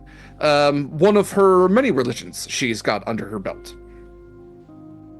I'm gonna trot over to Winnie's hamster ball and just like start pushing her back to the table. Thank you. Yeah, if anything, I probably should have said Winnie has a weird aura. It's like brown, like it's too many colors together. It's like when you mix too many paints. And I'm not gentle, Winnie. I'm sorry. I'm no, playing. that's valid. I'm playing with the ball like a horse would, except with the grabbing it in the mouth and just like throwing it. 'Cause that's I cannot be attacked. Yeah, she can't fit through the door. She's kind of stuck there. It takes 2 minutes, but like the bubble just dissipates, and she's back again after. as soon as it pops, I hold out my hand expectantly. When he gives you a low five, high five. I think everything's a high five for Winnie. Everything's a high five for Winnie. No I'll be more good. tonic here. I can't. No more I tonic here. can't. I can't have it anymore for a day anyway. So it's Okay, safe. if we're here more than 24 hours, God forbid, no. Which god? I have a question. That was a good one. Oh, we've got You- answers. You said you Is it took you this sure it's a question you want an answer to? a little bit. Okay. Do you want some tonic? No. Yeah. Not after the reaction of that's new. I'm good, thank you. You said you took this away from her before. Why did you give it back? I felt bad. I'm really glad you didn't ask why they took it away. That's a question she knows she doesn't want an answer Yeah. to. Acacia just kind of spills it. They switched bodies. What happened to your last boss? Yeah. Okay. And Yeah. the only reason that didn't last longer is because my patron at the time decided that was not a great idea. At the time, you know what? Oh yeah, Question- you got rebooted by your patron. I think the more we I'm talk, very the good more... at I'm very good at breaking packs. Apparently that's put the target on my Tuition? back. So maybe good isn't the best descriptor for that, but you're good at getting Good out of for them. me, Yeah. bad for the people who made the packs. She's currently unaffiliated though, so I think. Right? The one thing I love about this party is every time you meet somebody new, it's like a game of say the most concerning thing. It's just you all go around and just say the most like vague, concerning shit about yourselves just to see a reaction. It's wild. I wish we were doing it like to do that, to get a reaction. We're not. We're just making Apparently, conversations. Scarlett though is now just like a temptation to any devil who might want to make a pact with her though. That could be a bad thing here. Should probably have mentioned that prior. Take him a challenge. Should we go? Should we go? Yeah. Derek, I'm gonna make populated some. areas. I'm gonna make some hand signs and summon Smokey, my hound of my eel hound of ill omen. Good hound of eel omen. Yeah, eel hound of ill omen, and so the shadow from underneath the table will start to move and turn into a large eel hound. I would like to pet the eel hound. Yes, Good he boy. snuggles up next to me. Oh, he probably ain't dealing. Get some head not like head Steve. scrubbies. Yeah, a horse-sized shadow eel wolf basically crawls its way out of the table. These like shadowy claws kind of click-clacking on the wooden floor and does like this big kind of shake and then just starts like panting as like shadowy, almost like mist kind of just like comes out of its mouth. I give him some scrubbies behind his jaw. Yeah, especially eel jaws. Yeah, like dislocates real quick. Great. So a lot just happened in the last 60 seconds. It sounded like you all had some kind of poking around you might have wanted to do. Try to get some information. Do you know about information broker? Yes, and unfortunately, I think I'm about to have a meeting with him anyways. Oh. Well then, two birds, one stone. Hey, real quick. How about... Sorry, Scarlett, go ahead. Not Callista. Yeah. What do you... Oh, sorry, go ahead. I should go to this meeting alone for now. Don't make any deals with anyone else. Can't worry about that here. If you want to do some poking around, and I'm going to slide a coin into the middle of the table, this will make it easier to find each other. What does the coin look like? I would say it looks a lot like one of the soul coins that you've seen some people trading. So like it looks like it kind of like blends in, but when you pick it up, it feels wrong. It doesn't feel like that. And whoever is holding it, like you can see like the faintest little glow at the edge, in one spot, pointing my direction. Ooh. Also, I'll tap my head. This will last for a little bit. At least an hour. It's hard to tell how long it usually lasts, but at minimum an hour. So just Good to give know. me a ping. Well, if it takes more than a couple hours, we have a backup. Be careful, and I will reach into a pouch and grab some actual soul coins and put them on the table. Be like, if you need anything, and some sweet talking isn't going to quite do it. Thank you. Thank you. Be safe too. Thanks. And I will stand up, drink the rest of my drink, and I'm going to head out to go find my crime boy. Absolutely. Right before we get to that, is there anything you all wanted to do while Callista is having her meeting? I want to suggest that we split up the soul coins so that they're not just sitting on the table for anyone to see, and that so not any one of us is carrying more than we ought to be, and we can always give them back later. And I just want to say, probably in the mind link, I can't pick who it goes to, right? It just goes to everyone on the mind link. Oh yeah, this is good clarification. Well, Acacia's a switchboard. Right. So you have to send everything to Acacia, who then sends it to everybody else. So if you can't talk to directly to Proximus, but you can talk to Acacia, then Proximus. Right, but so I hear everything. Yeah. You can leave me out of it, is what it sounds like. Okay, so. good. Because this is something that I wouldn't mind Callista hearing, but I don't want to distract on the way to an important meeting. I will say to everyone else, via our switchboard, hey, Scarlett, something we haven't really touched on too much, but since we're in hell, this whole Eula not really being dead thing, Did we learn about that yet? Ooh. she said so. Yeah, she's Okay, I couldn't remember. She hasn't mentioned that But yet. but Yeah, okay. she said it, and then we dipped, and We then didn't get a she yeah, doesn't we hear didn't get to yeah, talk about it. something happened. But we're not gonna run into her here, right?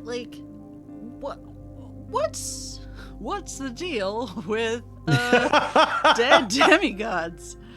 I feel like if she is still in a hell, this is not the hell for her. Okay, that's fine. That's all I wanted to know. That is going off of a gut feeling. I don't know how accurate that gut feeling is, but we're going to find out, I guess. Okay, Great. maybe that's a question. I can always go ask the Rakshasa I made friends with. He might know. Sure, yeah, why not? That was sarcasm. Otherwise, It was depending on terrifying talking to him the first time, and he wanted to keep my boyfriend, fiance, whatever he is. Nice slight crisis over here. otherwise, Winnie will stay relatively well behaved at this table. Sit on your hands. Sit in my hands. Little Jeffrey's hands. I'm going to do my promised sketches of little Jeffrey recreating the two manticore poses. And just gonna study the scenery, the people. I'm gonna people watch. Okay. Winnie, while you were people watching, give me a perception check, please. Oh no, you mean I have to do work? Yeah, I'm sorry. Perception is 12 plus 19. A 19 total?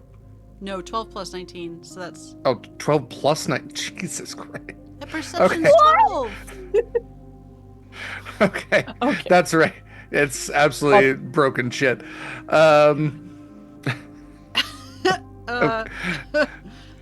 Okay. Do I have to add it? Because 31? Yeah. That's Yeah, no, you don't have to. You don't have to add it. I mean, It's my I'm not second gonna make best you. skill. I'm not going to make you do math. Okay. So, kind of just looking around the marketplace, kind of scanning about. You are walking around. Is there anything you're just people watching? You're not looking for any shops in particular, anything like that, right? No. Oh, are we allowed to walk around? I thought we were supposed to be staying in this tavern and not. Well, you said you were people watching. There's not a lot of people watching in here, and you also mentioned going out to see the mounted head. When we came in, little Jeffrey had done the little pose. Yeah, which is mounted on the outside. Yeah, so I was gonna sit at a table and do the sketch that I'd promised him. I see. Okay. Yeah. Okay. I I if there's a misunderstood. table outside, and I could just stay in the area. I would happily sit outside and people watch and do my little sketches. Great. If that is the case, then what I'm going to say is across the way from the tavern, you see a line of shops again, kind of built into the stonework. A lot of them have a weirdly cozy vibe to them, a malicious cozy vibe. There's a little bell above the door. The doors are wooden, although the wood is gnarled and black. Nevertheless, you see a shop that's directly across the way. It has this soft kind of green glow coming out of that Disney villain lime green, and you hear the bell ring, I think, which is what pops your head up first, and you look across as there is this canid, sort of maybe even foxen looking entity that is standing with the door open.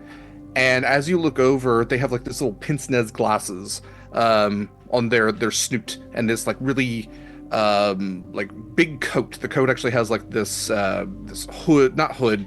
What do I say? Like the raised collar to it, and the collar has teeth all lining it. There's like a definitely an infernal vibe going on here. But they point at you with this very like long claw and do like a beckon, like come here. They nod. I'm gonna look around, and did anyone come outside with me? Acacia would have gone to do her own thing. I Which can't imagine. Yeah, but no, I would have walked out with you, but that's about it. Proximus would have stayed there. I'll be right back, Proximus. I'm just going over there to see what that gentleman is doing. And when you and little Jeffrey, I guess, will go over. Well, how far is it? Because little Jeffrey might just be like playing with crayons and staying. 20 feet across the street. Little Jeffrey's just gonna be playing with his crayons. Okay. As you walk over the foxen-looking creature, I'm not sure you necessarily know exactly what these are. When he's not overly religious, definitely don't think you've met any of these before. But as you walk over, they kind of like go back inside the shop, kind of like a follow me sort of deal. Then they look back at you through this window on the shop front. I do a check because when he know a lot of different, but like with all her like pre-deluge. Yeah, this like, could dives, be this could be Arcana, this could be religion. They are the same, but I think both intelligence based. Arcana makes more sense for her. Okay. I forgot why I've been rolling physical dice because it is 16. Okay. I'm going to say that's decent enough to know these are relatively not super uncommon, but this is an Arcanoloth. They are a type of Yugoloth, so you know that means that they're still evil, but not like a lawful evil where they're going to like try to trick you in something. They've got like their own neutral evil weirdness to them.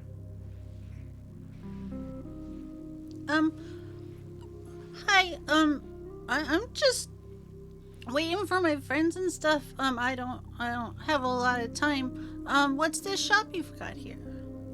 I'm not going in just yet because. Oh, they went inside. Oh. So you're saying that through the window? Yeah. They just point to one of their foxen ears.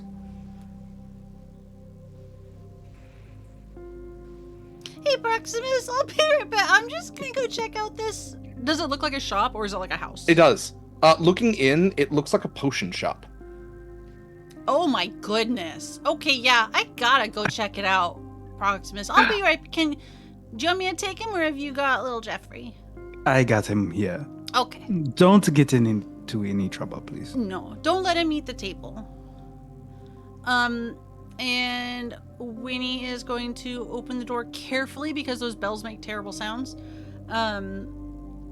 This one's weirdly sweet. Okay. Like it's that was probably it's very nice. Bleed. And that's like a CVS, like beep, and it's way too loud.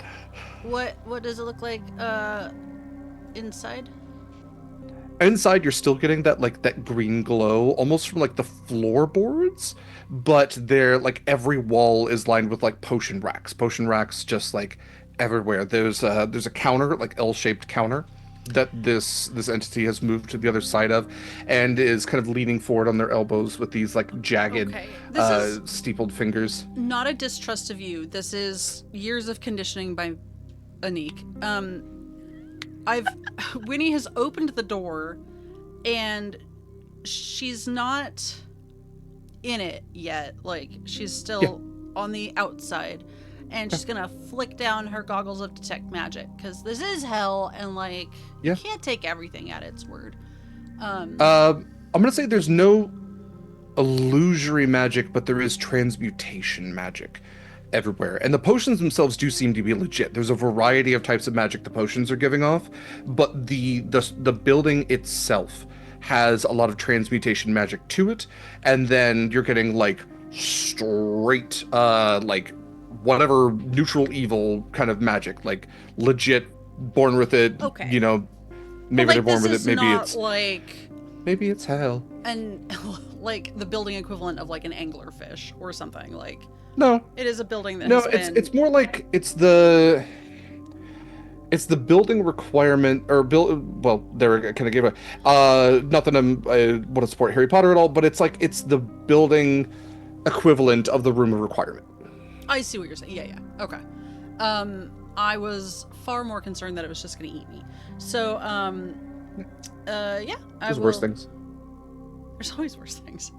Yeah, I'll, is there sound in there? Like, you said he didn't say anything, but, like, I can hear things. Oh, yeah, I mean, like, the bell rang, you can get, like, the ambient noise of, like, clicking fingernails. Oh, yeah, I'll go inside. Okay. Hello. Hello. This is quite a nice shop you've got here. Thank you, Honora. And what's your name? I didn't My name quite is... catch it. I didn't give it. That would do it. The name you can use for me is Volgar, It's nice to meet you, Volgar. if you say so. Do you make these potions yourself? I make many things. Things people need. Needful things, you understand. I don't think I read that book, so I don't quite get the reference. Me either, but I saw the movie. Okay. Yeah. Well, I don't know as I need anything. What about your brother? No, he's kind of got... His arm's getting worse, you know. Or maybe you don't know. It's been a long time since you've been home. What do you know about it? Well, I know he's cursed. Terrible cursed, in fact. I didn't sell it, but... I could help. Do you know I who sell bought it? again. It wasn't bought. It was learned, an eel folk sort of thing, long, long ago. You can't really find the person to blame anymore. That's besides the point. Sounds like a lack of imagination, honestly. There are very few things that I lack. Imagination is not one of them. So what you're saying is, among all of these potions, you happen to have a cure for my brother's curse. A salve, yes, a remedy for his curse. Do you have the recipe and ingredients for that? Or just the I have the bottle right here. He pulls out from the counter this like kind of like bottom heavy, sort of like almost pyramid like shaped glass vial. And all I have to do is sell 5 of them, and then those people just need to sell 5 more. Okay. And, okay, this is gonna sound a little, vulgar, perhaps. I'm sorry, I honestly couldn't think of another word, but, that's not meant to be any sort of play on anything. What do you need for in exchange for it? Oh, I could think of many things. What would you give to save your brother's life?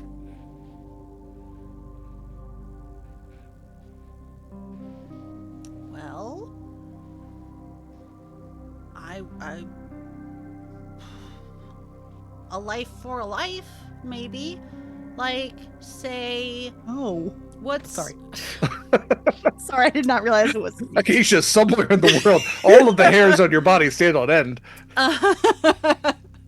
Who let Winnie out by herself? I mean, just kind of thinking about, like, yeah, like, what about, I'm trying to think, and I cannot find, the Emperor's, one of the Emperor's names. Yeah, there are 3 emperors. Yeah. I'm going to say right now, hard to come up with them. Like I'm not even a history check. You're at a stressful moment right now. Winnie would know one out of 3 names off the top of her head, and she has keen mind. Eva, my desk moved, and I desk moved, and I don't have them written down immediately. Don't do this to me. Okay, I thought you meant. I see what you're saying. No, I was trying to write my way around it, but here we are. Yes.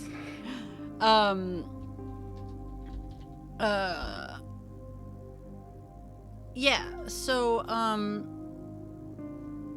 I don't know. Just maybe the one emperor, the top one at the moment. I'm afraid that's not your life to give or trade. Oh, he's on my list. He's on my list. One can hope to have something. That does not mean it is theirs to trade. Were it in your possession or power now, we could consider it. But if you don't want this, I'm sure you could figure it out yourself, being the adept alchemist that you are. And he puts it back under the counter. Would you like just a simple health potion, then? I can take gold for that, I suppose. No, I could make that myself. I know. Does anything about that pyramid bottle potion make any sort of like, you know how like if you look at a smoothie, you can be like, oh yeah, there's berries in there, or... Do you still have your goggles on? Yeah. I'm going to say with like, it's kind of weird you're wearing your goggles inside as somebody who worked retail. Take your sunglasses off inside, people. Come on. No, with your goggles on, that thing is... It's almost like looking at a flash bomb in a way, almost condensed. This thing is the most radiant thing in an otherwise abyss of like the infernal giving off like that blackness. This thing is celestial as all hell.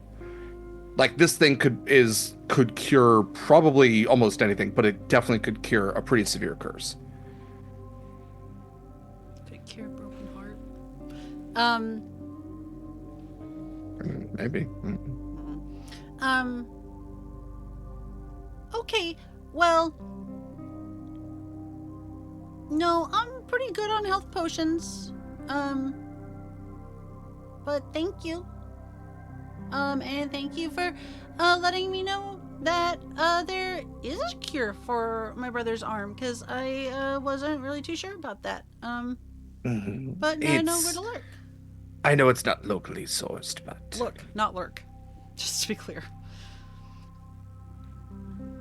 Well, then, I'm not sure that I can do anything for you. I'm not sure that I can help you with your business, but should you need anything, Vogar the Arcanist.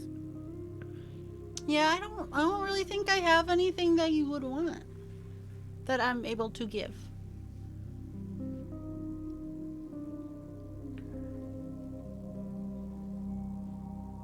Do you mind if I browse? Feel free. Winnie is going to just look all around the shop and see what there is to see. Okay. Well, when he's looking around, Acacia, you mentioned you were out and about. Is there anywhere you want to go? I want to do a general like look-see around everywhere, get a scope of the fetters, but also I want to see if there was any thieves' cant anywhere. Yeah, awesome. Thieves' Cant is about, I think, in any like inner city, to use that, because this is literally inner of a city. There is going to be Thieves' Cant. There is going to be like, hey, like you can loot here, especially to reference Skyrim. You know, people are going to carve like, hey, this is a safe house. This is a good place to break into. This place has guards. Go ahead and give me a perception check for looking out for that and just everything in general. Yeah, I'm just basically looking around to list, like keeping my ears open for anything interesting. I'm not looking for anything specific, but I just want to get a lay of the land and what might catch my eye. All right, perception check. That is a 26. Great.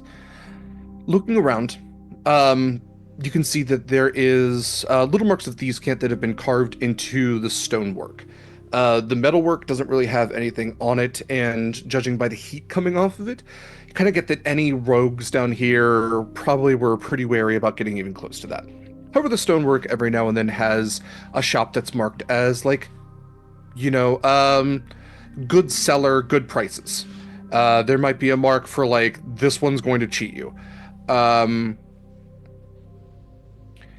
A lot of the marks you're getting are stay away from here, danger, death, danger, death. Like, that's everywhere.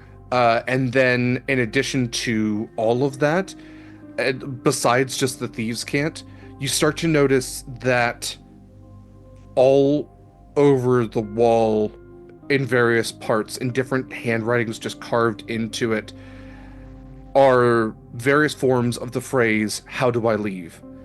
I want out. I can't leave. Help. Help. Where do I go? It's been so long." Things like that. Just desperation are carved into the walls as well. Right. And any interesting eavesdropping? Anything I get that might be of interest? Well, the other thing I was going to say is, as you were walking along, no, you're totally fine. Because that's a good question. I need you to do a wisdom saving throw. Love that. You're walking past, and there's this break in the metal of the walls, these huge iron walls, and all of a sudden there's this, like, wrought golden gate. It's not iron. It's actually, like, very pleasant looking, and there's this very, like, sweet floral sense coming out, and you hear this soft lulling singing coming from it. And as you look inside, there is almost like an oasis of sorts. There's a fountain. There's beautiful people of every determination, and the elves and humans, and just whatever. I'm gonna put it this way: almost whatever anybody would find objectively attractive are just, like, kind of just moseying around. Everybody's wearing white. Everybody is, like, cleanly dressed. It's almost like looking into a portal to another world. What was your roll? I got an 8. And whatever Acacia would be looking for at this moment, especially, like, not like in the sense of, like, she wants the Elder Rings, but, like, in the sense of what she hedonistically would desire, whether it's food or companionship or whatever else, that is in there. And as she's clopping by, those gates begin to open. Is it a compulsion of, do I need to go in there? You definitely really, really want to. Really, really want to. I'm gonna roll an even and odd. For sure. Yeah, because I think she's like, there's some curiosity, but also I have shit I need to do. Mm-hmm. So odds, she goes in. Evens, she doesn't. Okay. Evens, I got a 6. So, like, she begins to, like, walk in there and like maybe, like, takes a peek and, like, looks around, maybe, like, just sticks her head in. Mm-hmm. And then she's just, like, shakes her head, tail does a little swishy thing as if you were, like, she's trying to keep flies off her bum. And then turns around and, like, continues, like, looking around and, like, keeping an ear out for eavesdropping. And, like, you hear a voice from behind as this just absolutely just gorgeous person leans out. Acacia, where are you going? Come back, just for a moment. I have work I need to do. Thank you. All work and no play. Unfortunately. Go ahead and give me one more wisdom saving throw with disadvantage. You said disadvantage? Yeah. Okay. I just wanted to make sure I heard you right. Okay, that's worse than before. I got a 7. I never want to tell you that your character is doing something, but I think at this point, yeah. you are. I think this is fun, like, and interesting. You're saying no, but your body's saying yes. Correct, yes. Yeah. And you begin to trot into this gate. We're going to cut away here to Callista for our final scene for this session. Callista, it takes a little bit of time for you to find your way to Sizeth. You know his hideout is definitely a part of the Fetters. It's this weird kind of like, it's like a church. Nobody goes to church in hell, but it's almost like it's been set up as this like, you know, this antithesis of it, this middle finger that points upwards at all times, as there's all of these just broken pews, all just absolutely just splintered, shattered as you walk down this center aisle, and sitting where, you know, if you think of your traditional, you know, Americanized Western Catholic Church especially, you have the altar that's also been like just split right down the middle, like smashed. It's a stone altar, and sitting at a chair behind it with these statues all about. The statues all depict devils defeating angels. It's like if you've ever seen a statue of the Saint Michael, Archangel Saint Michael, where he's like stepping on the head of the devil with like a spear or a sword or something like that. It's that reversed. It's an angel with broken wings and a devil with a glowing, like again, that lime green evil blade pointed at the angel. Variety of devils. And seated in the center of all of this is an Amnesu, this like gross, bloated, wide mouth, like if you took a blobfish and gave it like tiny little wings and like really nice clothing, with these sharp teeth. It's like an anglerfish if you took the little nobbin off of him. Sits there just globbed into this seat. And at different points you can see that there are bearded devils kind of just standing at attention, and to the back left there is a pit fiend, that rather large one, that you are unfortunately all too familiar with. As you were walking in, is there anything you wanted to say or do? I think as I'm walking, like before I actually get in, so there is no visibility from these people for this, I think part of the shtick is that like my iconography is supposed to be the anglerfish lure, like I'm trustworthy or whatever, and I play that up amongst these people like, yes, it's all part of the grift, but I am like holding onto the amulet on my side and like saying a quick prayer, because I'm going to need this to go well, so that way we are all not in some major trouble.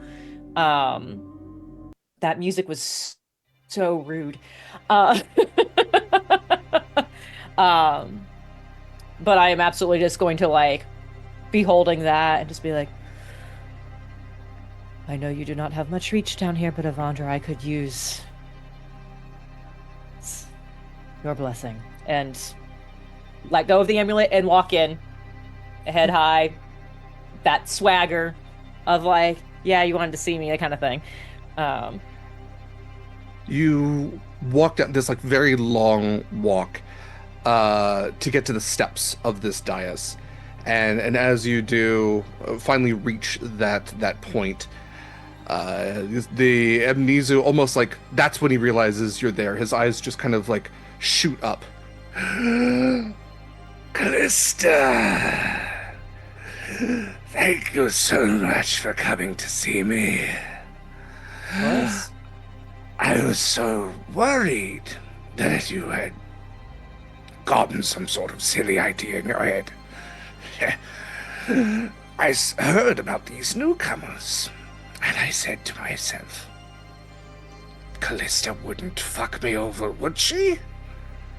And I just wanted to make sure we were on the same page. Absolutely. You know me, I would never dare cross you and betray you, and I would only have your best interests in mind. I would love a deception check. This might be where I burn one of those advantages. Remember, you had advantages. I'm gonna burn that advantage. That was not good. Okay, all right. What is my deception? I don't even know. Okay, that's not bad. I have a 21. Very good. Okay. I'm so glad to hear that. I was terribly worried. You see, one of my scouts, I believe you saw him. He told me you were thinking about taking some newcomers outside of the fetters. And I said to myself, Sisseth, well, that would be bad for business. No one should leave the fetters.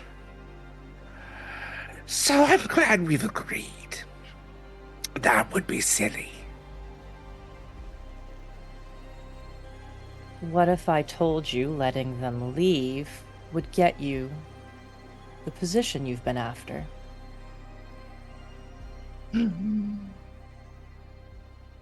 Which position would that be? You know, I'm quite happy where I am. Are you? What position are you talking about, Callista? I mean, if you are happy lording over the fetters, I will certainly leave you to your business. I thought you had grander aspirations. I try not to aspirate often, but one must always be looking upwards. Who are you going after? You know I don't think favorably of the current chancellor.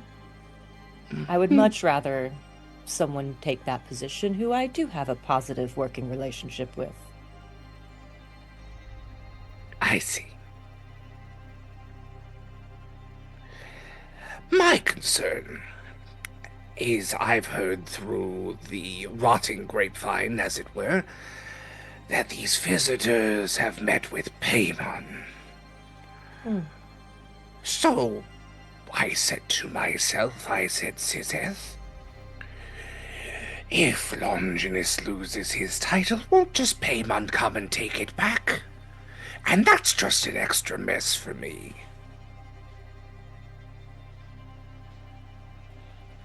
Like I said, if you're happy with where you're at, I will certainly not, I would certainly never judge you for that. But you're certainly not moving up with the current situation. So if that's a position you'd have your eye on, change is progress. Change is progress. Yes. Give me a persuasion check. I'm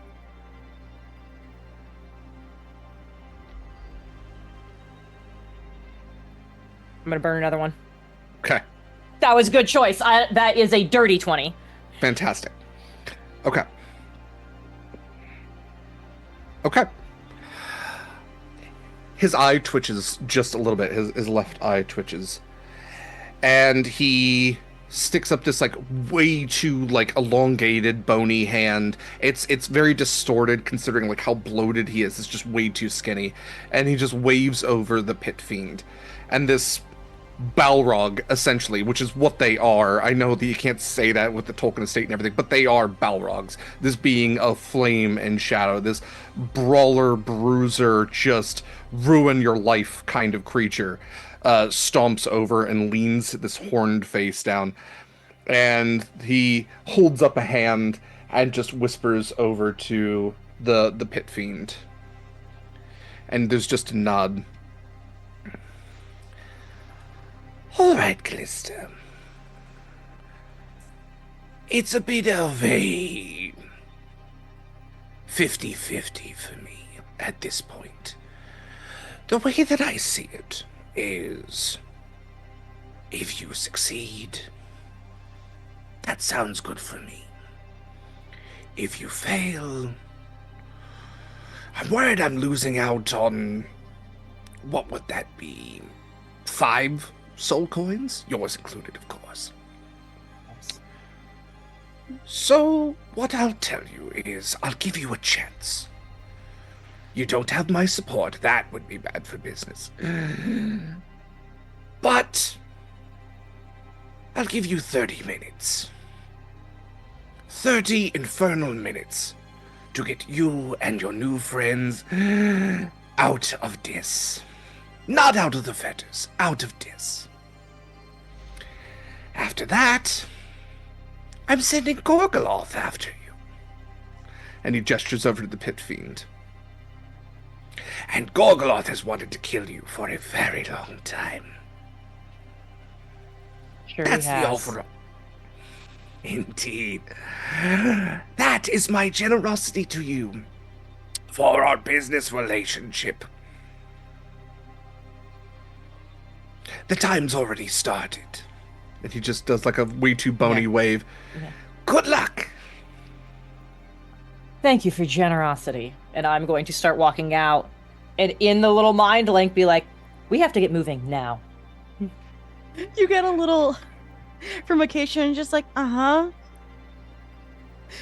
And then I go, distracted, Dial tone. and everyone hears, shit.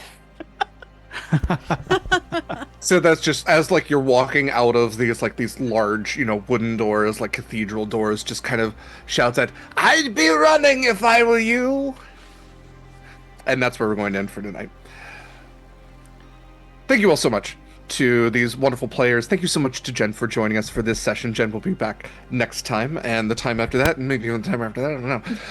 But I very much appreciate all of their wonderful work today. I appreciate you in the audience for joining us. Thank you so much for spending some time with us for our Season 5 premiere of Horizon's Call. Can't believe we've been doing it for this long. I am going to have these lovely people say more about themselves and where you can find more of them. I highly recommend you do so. Support the things that they make, support the things that they do, cast them in your shows, all that kind of great stuff. And then we'll do some channel stuff and we'll wrap up for the night. I'm going to change the music from this very intense shit to something a little more Horizon's Calling. And then we're going to go around. So, Jen, as our special guest today, if you don't mind starting us out, where can we find more of your lovely self? Where can we buy your stuff? All that kind of stuff.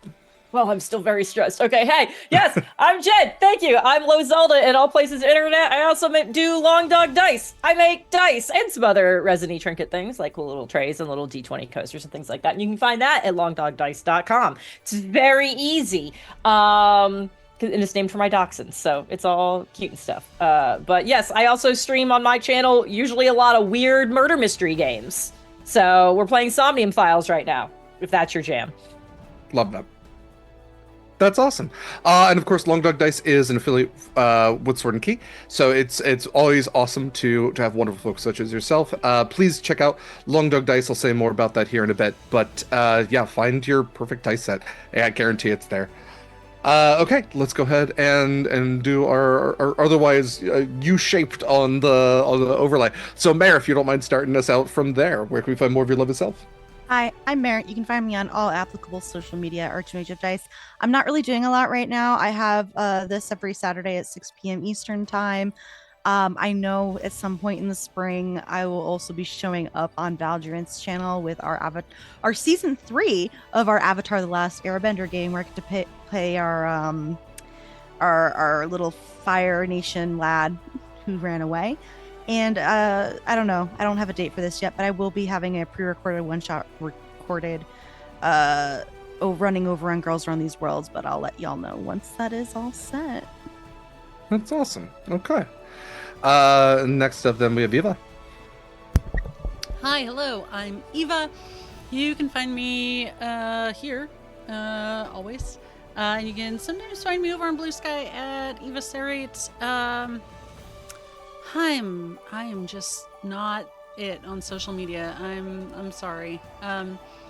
But I will be running some games here in the future again. And other than that, I think just kind of doing production and whatnot for a bunch of other people around here. So yeah, that's all I got. Awesome. Next up, we have Mikyl. Hi, fam. You can find me right here. I'm a Sword and Key exclusive. I spend a lot of time on the Sword and Key Discord. You can find me at Michael Sandoval on Instagram. I apologize for all the political posting, but it's where we live right now. And so my Blue Sky at Michael Sandoval at Blue Sky will be mainly for art. I'm uploading art right now, so that will be where I post most of my art, and that's it. So, yeah, come find me out. But most importantly, I'm on the Sword and Key Discord. That's the best place that you can find me. Perfect. Yeah, never apologize for the political posts. I appreciate all of them. And especially thank you to Michael, as always, for the artwork that you can see on this screen, on the screen for Humblewood, all of our promotional materials. We lean on Michael a lot, and he always is pushing himself, and I really appreciate it because he not only did like all the previous artwork that you've seen before, but also the Callista artwork in like a month's time, and I know it's a hell of a lot of work. So yeah, please support Can Michael. I say something about that Please. on here? Because I was super inspired, but I was working on another commission, took a holiday, and then came back. I was able to do that artwork because I was so inspired by the Callista, just everything, that it really only took me like 2 days, whereas normally it took me quite a long time. So this one was, yeah, There you go. Say that it normally takes you a long time. Yeah. Set proper expectations. That makes me so happy to hear. Oh my god, I went so hard on that document. You're like, can you give me all this stuff? And I was like, yes, let's go. And so I'm so glad that like did the job. It was great. Yeah. Amazing. So yeah, special thank you to Michael. Please check out all of his stuff, especially his Instagram, and he has his own dedicated art channel on our Discord. But I'll talk about how to join that here in a second. Next up, we have Kaila. Hi, hello, I'm Kaila. I've been your Siren Storm Sorcerer, Scarlett Shores, and I am a Sword and Key exclusive until otherwise noted. And yeah, same with Eva. I'm on socials, but not really. Not really. You can see cat updates because I have a work cat now. You can see see those cat on updates, Instagram. yeah. Cat updates. We might have kittens soon. Stay tuned. There you go. Definitely worth it. Fantastic. Again, thank you to this wonderful cast. Thank you to you for spending some time with us. Please support these people in every way you can. For me, I am Derek Sword. Hi, I use he, him pronouns. I've been your GM for this game. I can't remember if I even said my name at the very beginning.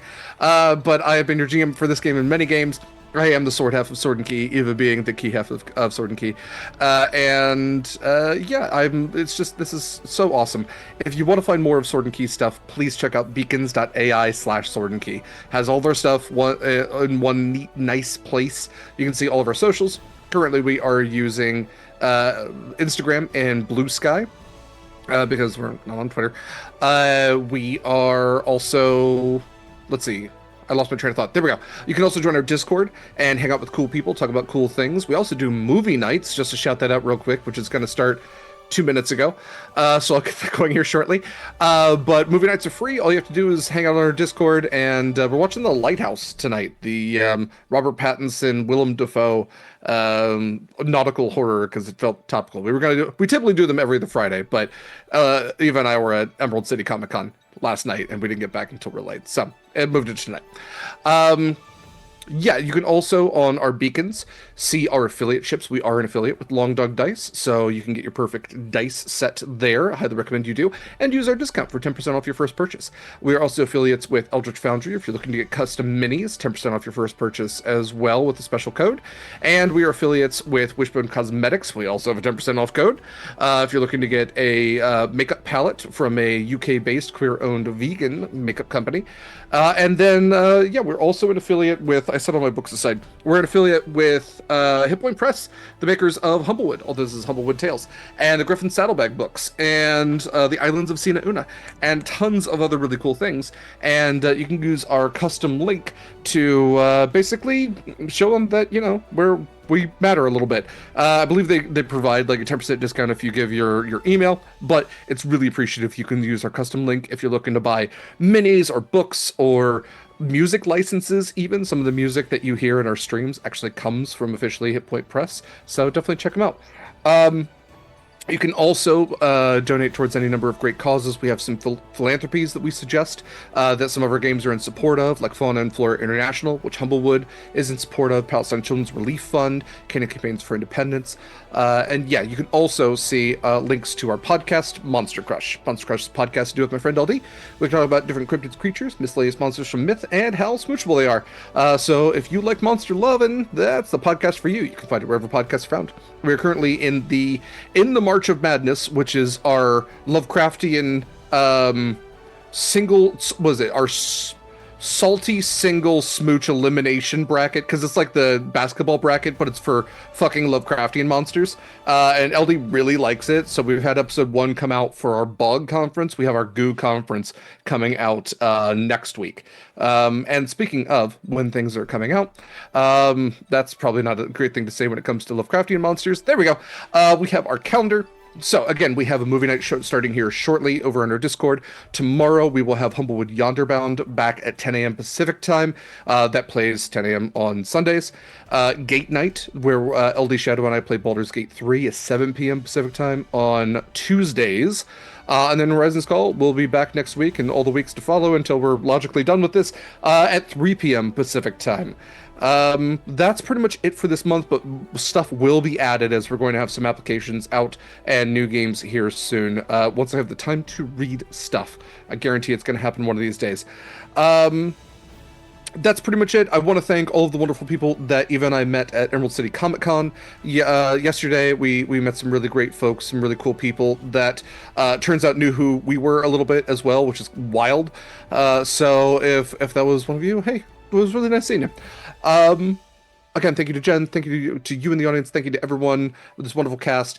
That is it for Horizon's Call tonight. We're going to be raiding Entropy Emporium, I believe, yes, which we have a couple of wonderful folks that have been on shows before, Kian and JD. They're playing God Killer over there, so go spread some positivity.